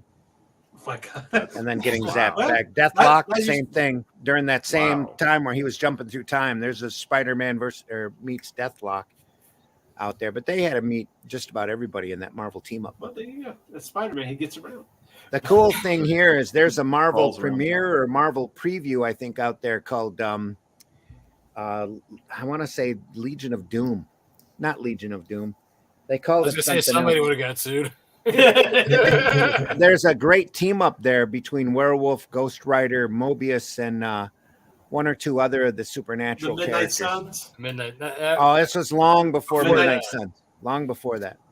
There was a one shot and they never pursued it. And then Midnight Suns came out. And then I think Brian Paluto actually did the Supernaturals for a while and had a supernatural team running around for a little bit. And it was like an alternate universe version of them. And they even Black Cat, like Felicia Hardy, Black Cat.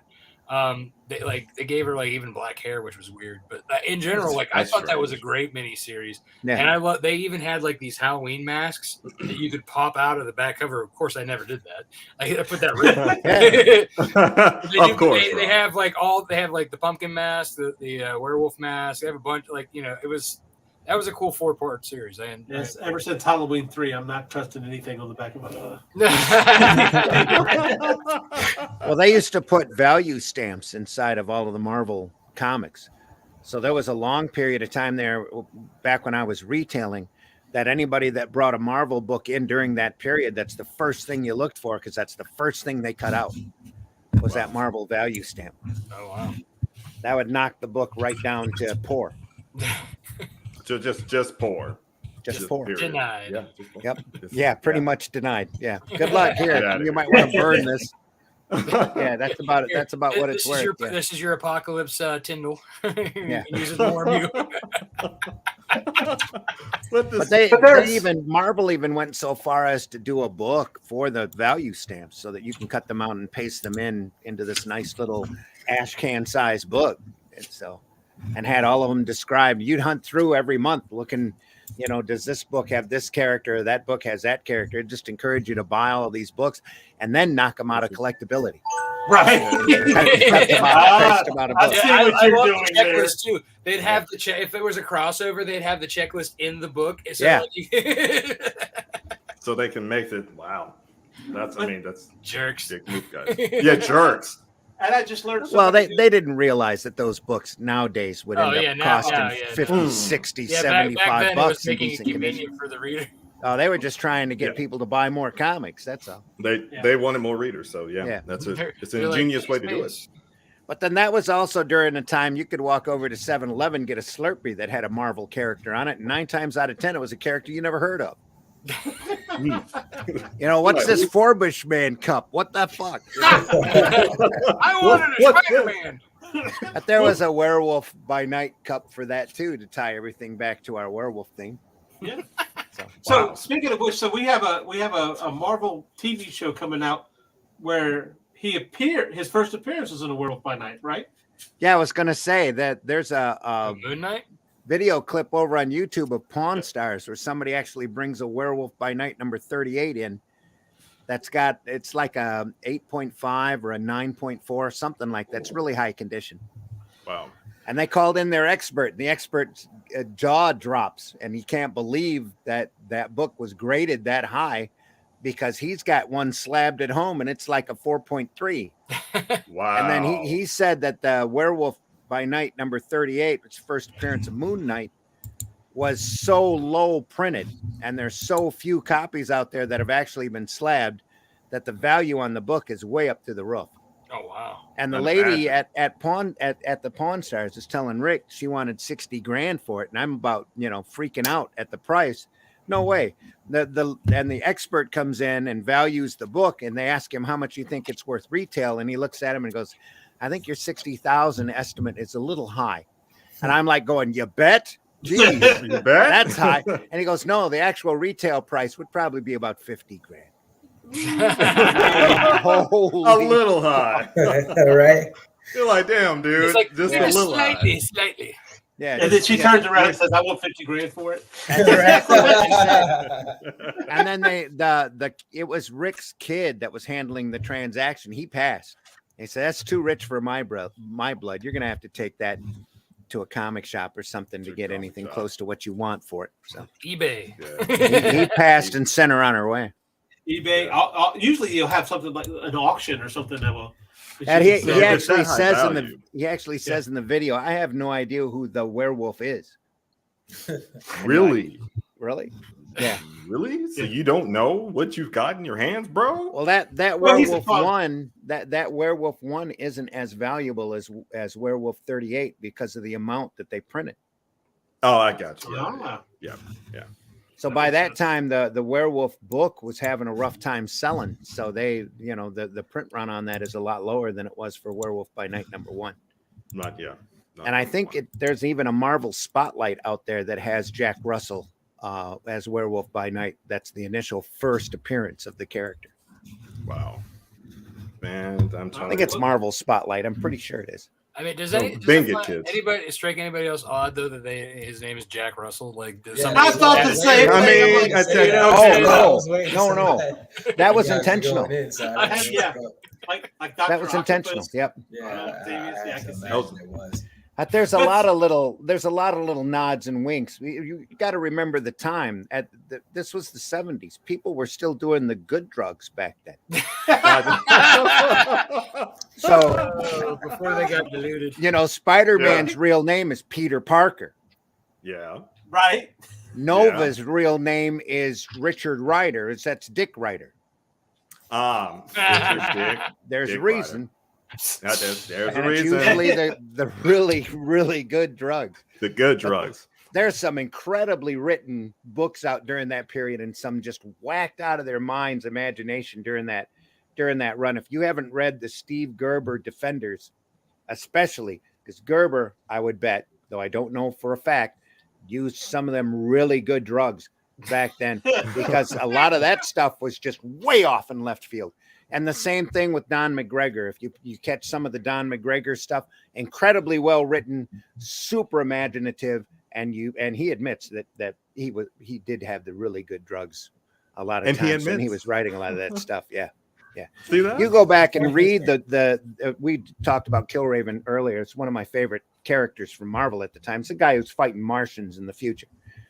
The McGregor run on there is just unbelievable, unbelievably well written, well plotted, and then P. Craig Russell did the artwork on it, and so it's just one of those times in comics where you get the best of the best working on the best.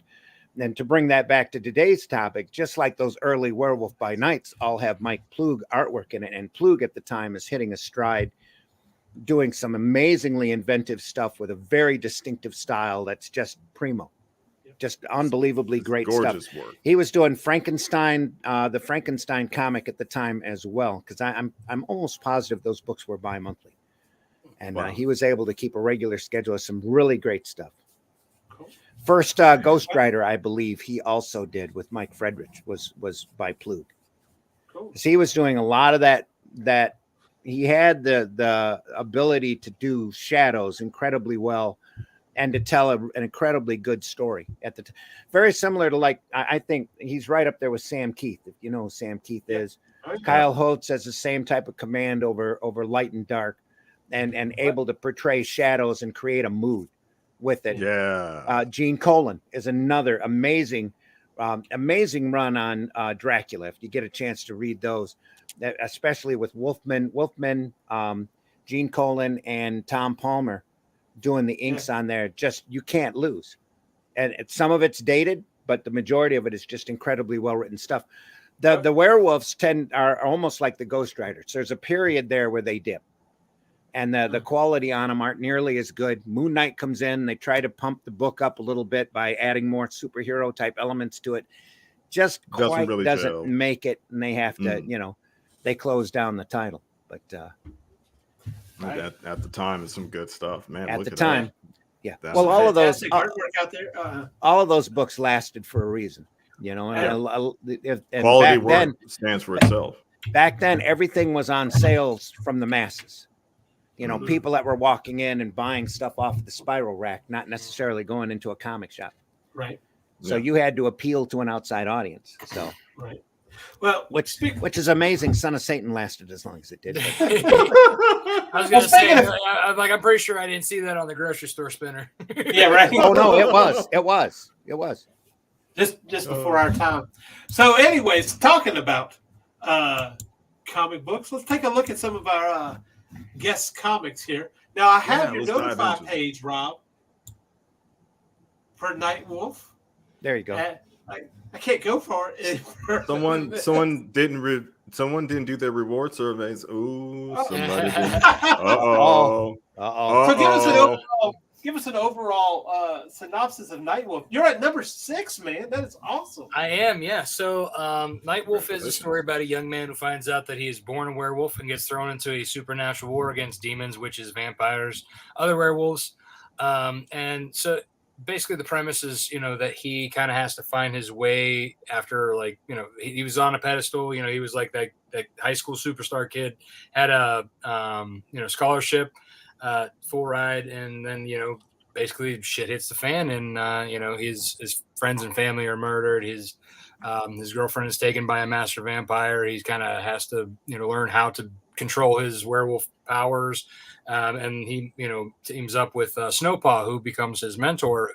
She's a werewolf who is over 200 years old, and is training him how to, basically to fight. And it's kind of like where the series kind of takes off. And now I have 12 issues written of this particular story arc. So we're halfway through, and we're actually starting to really hit the stride. This is a very action-packed issue, as you can see by the cover art there. There's a lot of that going on in this. It's a lot. There's a lot of stuff happening. It's a lot of stuff. Oh yeah, Dwayne. Oh yeah, nice. We like stuff.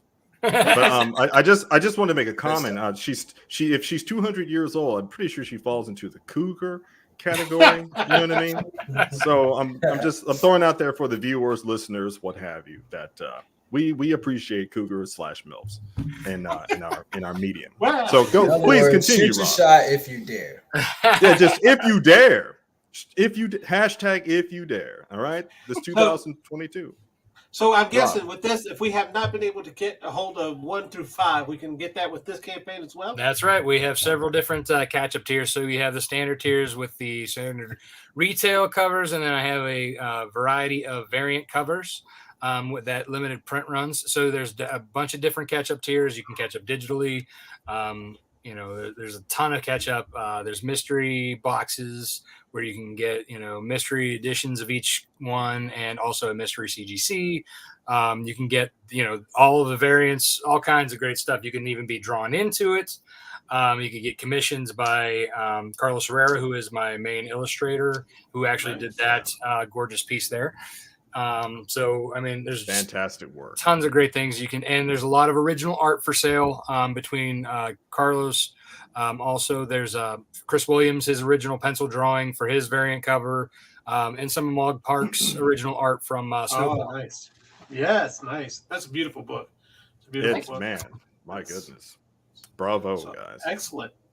And it's a 30-day run, or? No, it's 22. So I've learned to shorten my campaign. Smart man. Because my wife, you kind of get past that line of patience, if you will. Doing all these lives at late at night and all that fun stuff, and being sucked into Facebook land. Right. when the missus calls it, you need to listen. So that's one reason, and the other is that I found that the dead zone in between is a lot easier to navigate. Manage. Yes, sir.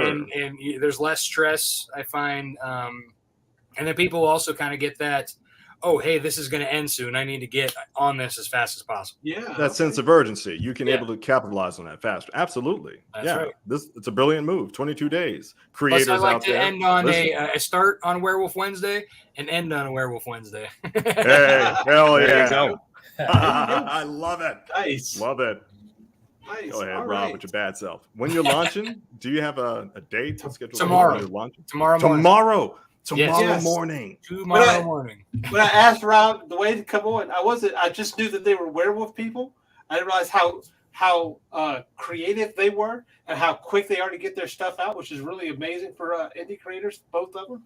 And so it was really cool to learn that Rob has a Kickstarter going out tomorrow, and Dwayne has a Kickstarter going on now that just got funded. Yeah, mine is about to hit.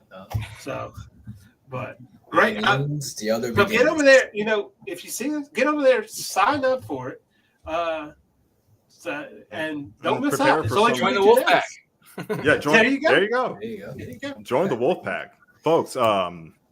It's beautiful stuff. Bravo on I think you're gonna have a great campaign, Rob. Yes, no doubt thank about you. that. Thank you. I appreciate it.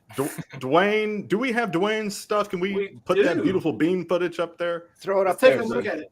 Now, this one we were talking about. This isn't his werewolf stuff. This is his demon stuff. My brother's story.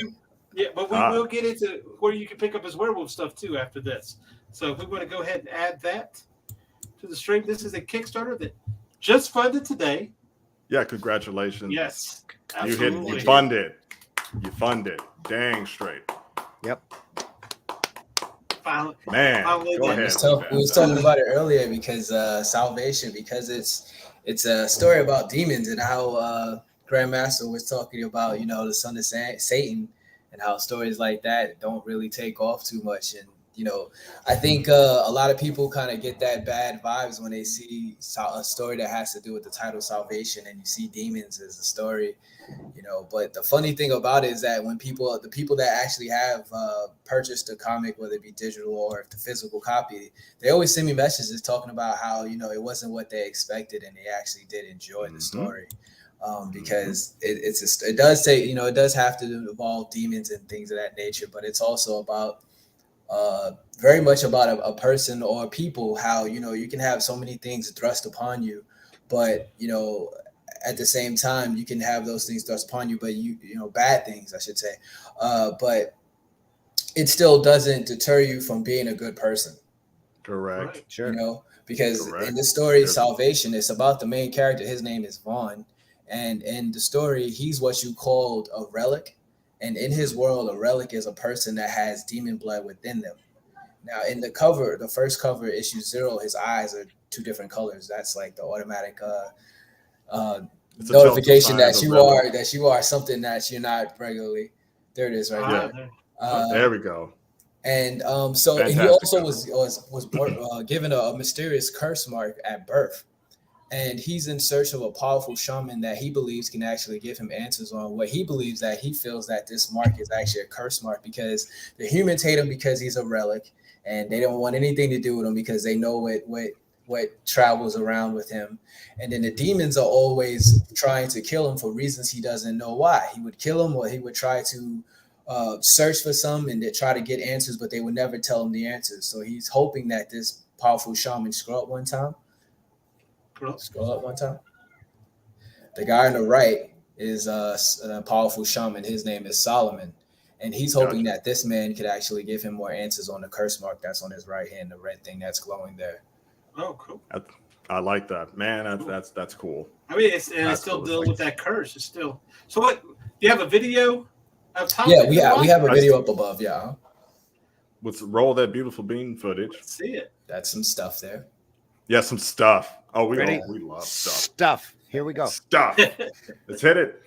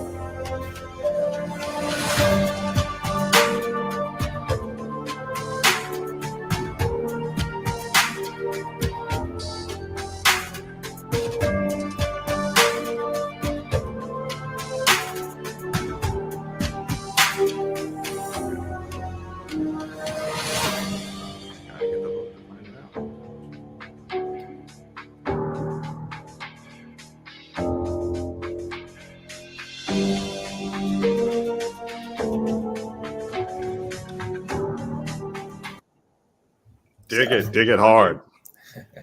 Solid 69 out of 10. That's a solid 69 out of 10. You guys get it. You get it. To 69. I like it. Yeah, see that? My man Dwayne. Morning and night. But yeah, you know, the music, me and my friend, we mixed the music. I did the video editing of the whole shebang. Good job, my friends. I really enjoyed putting the music together. You know, we wanted to have something that was eye-catching, but kind of sad and emotional at the same time. You know, that was what I was going for. But yeah, this is one of the pages from issue 0, showing how the humans hate him. This is one of the demons. It's an everyday life that he goes through, fighting some of the demons that he has to go through on a normal every day. Beautifully done. Very metaphoric, huh? Yeah. Very metaphoric. But man, this is great artwork in general. Look at that. Thank you. You know, I can't take full credit, you know, because the colorist is also what helps bring the things to life as well. You know, although I am the artist, but you know, the colors is what makes things pretty. Cool. Yeah. So that's bravo team. You guys, you brought it to life. Loving the different skin tones you have there. That's always very important to me, to have different, you know, complexions and looks and lore from everybody, because even the girl in the blue there, she's not human.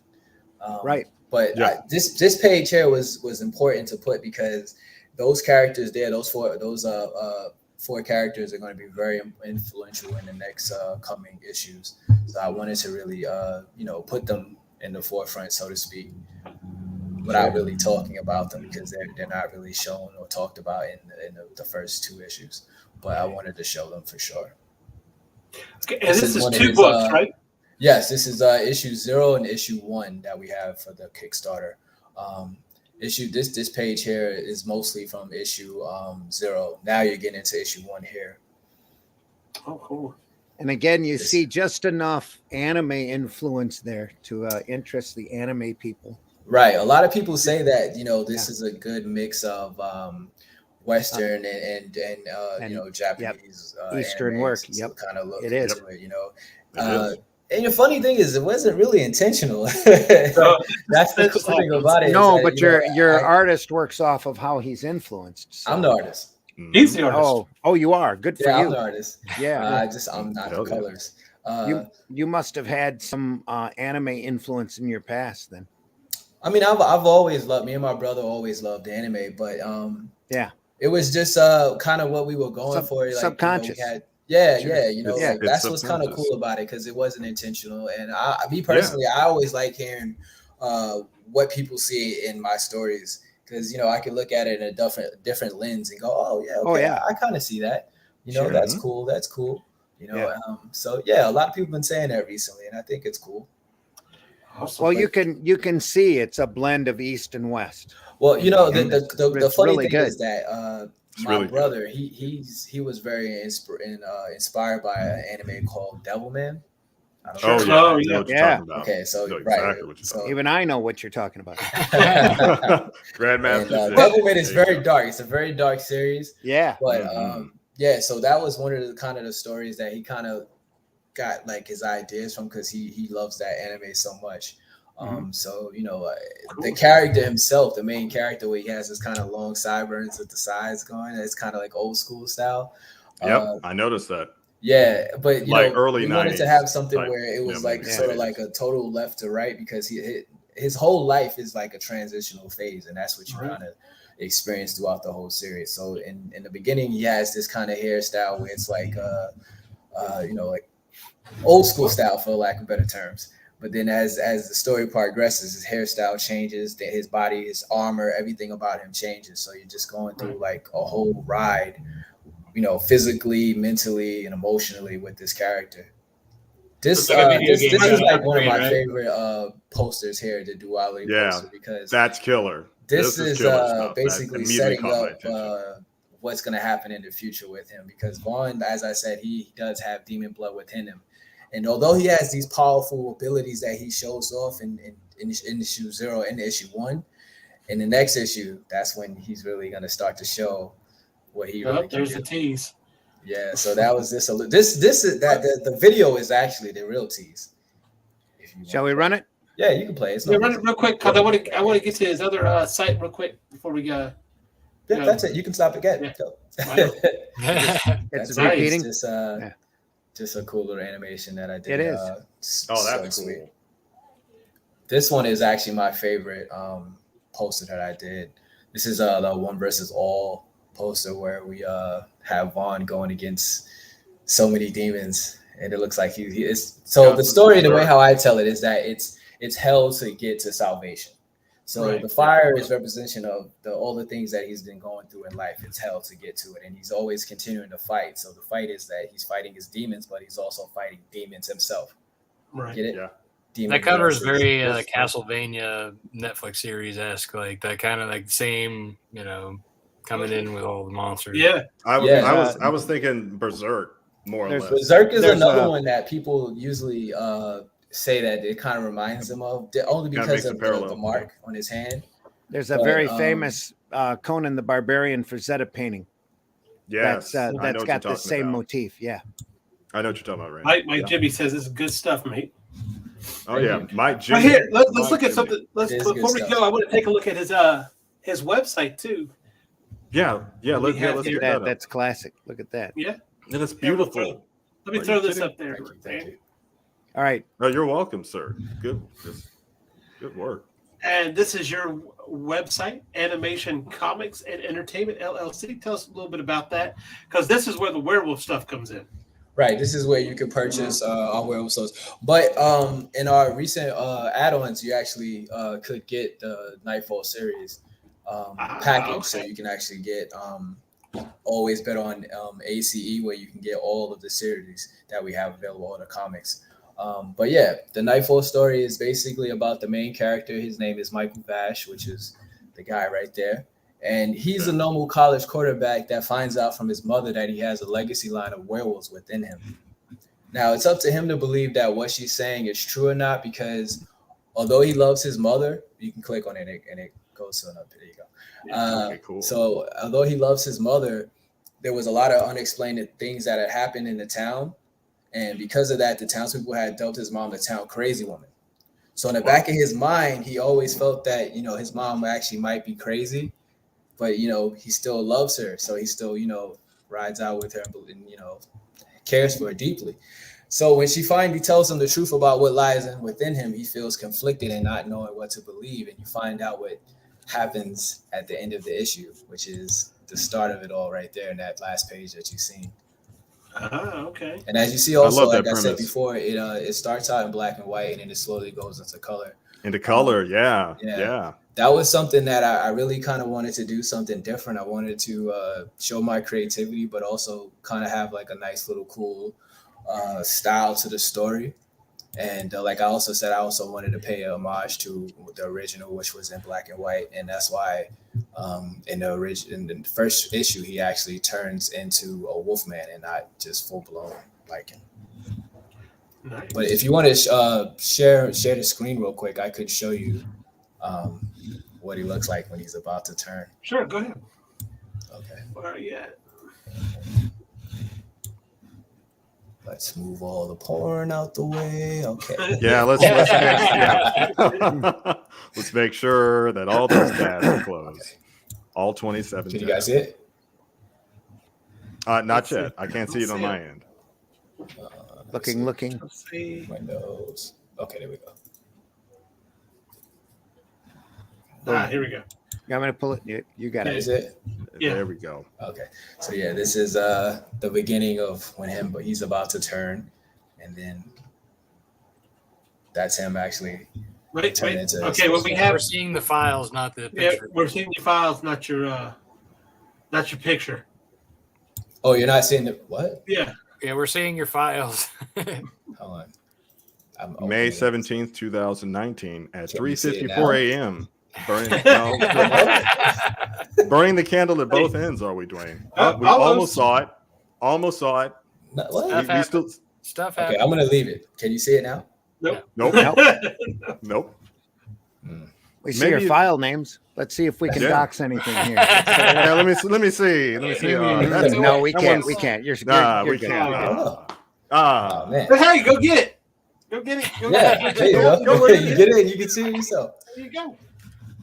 Yeah, just go to the website. Of course. What a wonderful JPEG. Thanks, Mike Jimmy. Thanks, Mike Jimmy. Always he's a cheerleader. I love Mike. All right. So it's been great tonight, guys. It's good having you on. I'll go around the room, tell us where we can find you. Starting with Rob Multari. Where can we find you, sir? Yeah, you can find me at Lone Wolf Comics. Wherever it went. Right there. At the bottom of the screen. On Facebook, Twitter, Instagram, and I'm trying a TikTok, but it's we don't blame you if you no. It's TikTok. I know. It's Right? TikTok, for God's sake. Jeez, how do you do this? If you're not jiggling something, why are you on TikTok?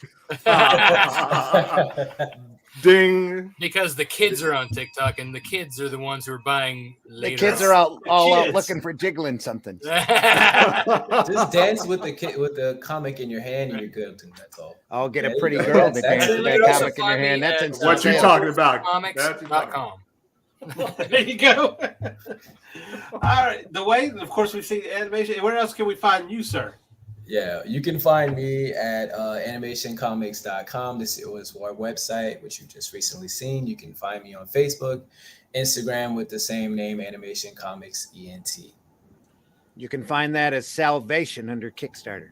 Salvation Yes, Comics. you can also, thank you. You can also find 4 a days left, guys. Kickstarter. 4 days. We have 4 days, only left. 4 The left. So Kickstarter jump in. is Salvation 0 and 1 and Action Horror Comic. Right. You can also purchase the Nightfall series on our Kickstarter as well. All right.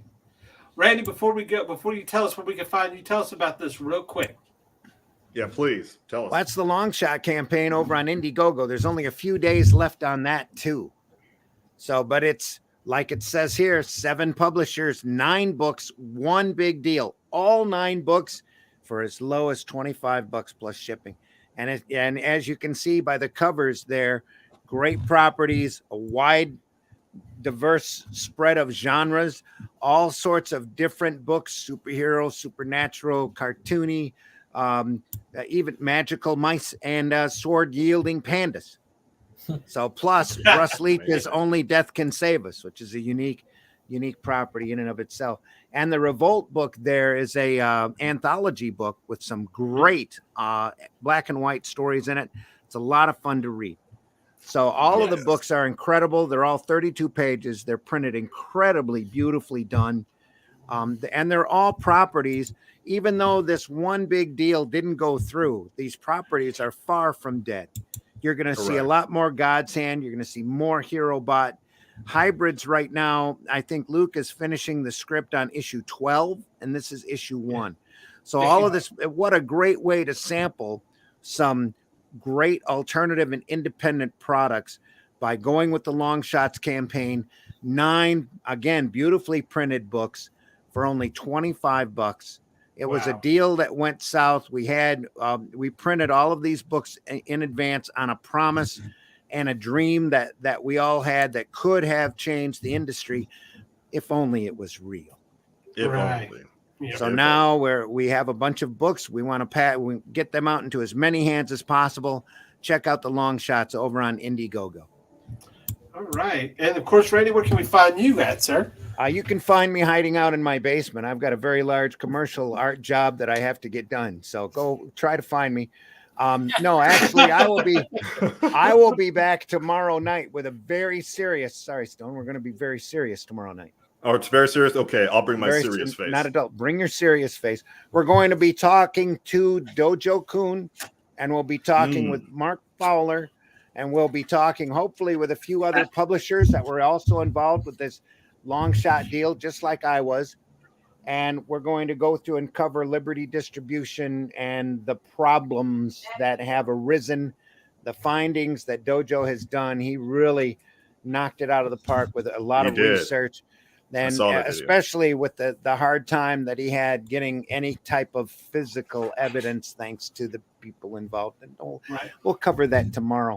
And there's Zimcast, and your Zimcast. If you haven't seen Zimcast, we cover media, we cover comics with a bit of opinion. And tomorrow night we're going to have a bit of opinion from Grandmaster Zim about this entire situation, because we really want to talk about it. We really want to get it out in the open, and then we don't ever want to talk about it again because we're busy making fun comics. That's right. And so tune in tomorrow night. It's going to be one of those broadcasts that you're going to want to tell your friends and have everybody tune in if you're interested. And this kind of drama always seems to bring big numbers. And it's been a rough 6 months, not just with this deal, but for Luke and myself physically. And we're still trying to get all of this done and settled. And again, we've got books that we want to get out into people's hands desperately. And there's other books too that I was working on month 3 before I went under the respirator with COVID. So, month 2 is all done. Nobody's seen it. And I had 2 books that were going to start up, 2 properties. One of them was done by, has artwork by C Michael. Yeah. It's probably the best stuff he's ever done. Yeah. That I couldn't wait to show people. I wrote it. C Michael drew it and inked it. I colored it and lettered it. And it was a product I was proud of. My wife was proud of that product. I'm proud of that product. She's hard to please, especially when it comes to my work. Yeah, she says it's the best thing that I've ever done. So awesome. You might see some of that tomorrow if we've got time. We really don't want it to be a a downer show. We in the end, we want to turn these lemons into lemonade.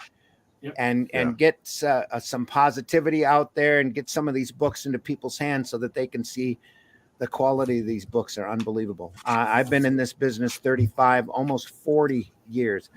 And these products, the minute we pulled them out of the box, unbelievable. They are show us one of them. Super shiny, incredibly pristine. How many staples we got in this is Russ Leach's Only Death Can Save Us. He went through and did original material for this. That he's not even going to be printing for the masses at least until October or so. Yeah, when the next Only Death Can Save Us comes out. But all of these books had a $4.99 price tag on it. There's let me show you my book. I'm particularly proud of this because it's a collection of short stories called Hero Bot Zero. It's all revolves. Yeah. It's a cartoon book revolving around a 3-foot tall giant robot that fights big monsters and defends a city from evil, as long as he can do it on the clock. And if he can't, then he wants time and a half for hazard pay. But he's got an entire arsenal on his body. He was created by a young kid named Tippy Totak, whose parents run Totak Tech. And I love it. He created this robot in order to defend the city that he loves. It accidentally got programmed by the janitor's personality, and the janitor's a grumpy old bastard. So he ends up with a grumpy robot that's got a complete arsenal on his body. Anything that you could imagine, any type of weaponry, it's already packed inside of that little 3-foot tall frame. Missiles, lasers, all sorts of fun stuff.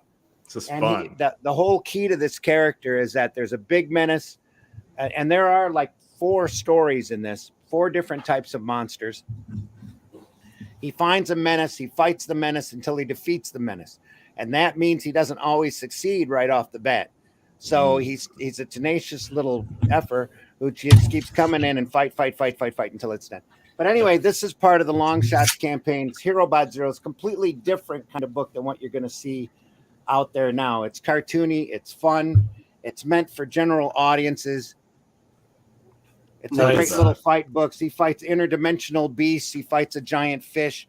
There's a large green frog-type monster right at the start, and it ends with a blob-type looking monster who's the absorbed being. And you colored that too, right? Yes, I did. Beautiful. I did the majority of the artwork in the book. There's one other artist. The absorbed being story was done by an artist named Randy Schilling, who you don't see a whole lot of around here. He's a local guy with a real great cartoony style. But it's a different kind of comic. That was our whole purpose behind doing this campaign. This was supposed to go out into a retail outlet in the malls where anybody walking in could have seen a stand-up display and bought books that they can automatically read and get into. Yeah, you know, Only Death Can Say. All of these books all started at the beginning. And like I said, every genre that you can imagine, we tried to pack into there. And even in the anthology book, I had theme books that were getting ready to come out. I was working on issue 3 on the Revolt book with a phenomenal Chris Skelf cover. It was going to be horror themed. Number 4 was going to be funny animals. Number 5 or 6 was going to be a romance book. Never got a chance to do it. Never got a chance to do it.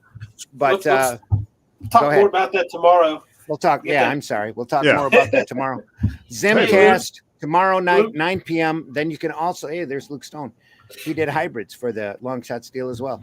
You can find me also Sunday morning. I run a program called the Sunday Funnies, where we try to talk about the more lighthearted and whimsical side of comics. We try to put the fun back in funny books and talk about the stuff that we love.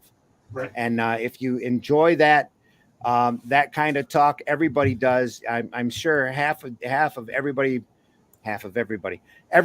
walks into a comic shop and they want to talk comics. This is that kind of program.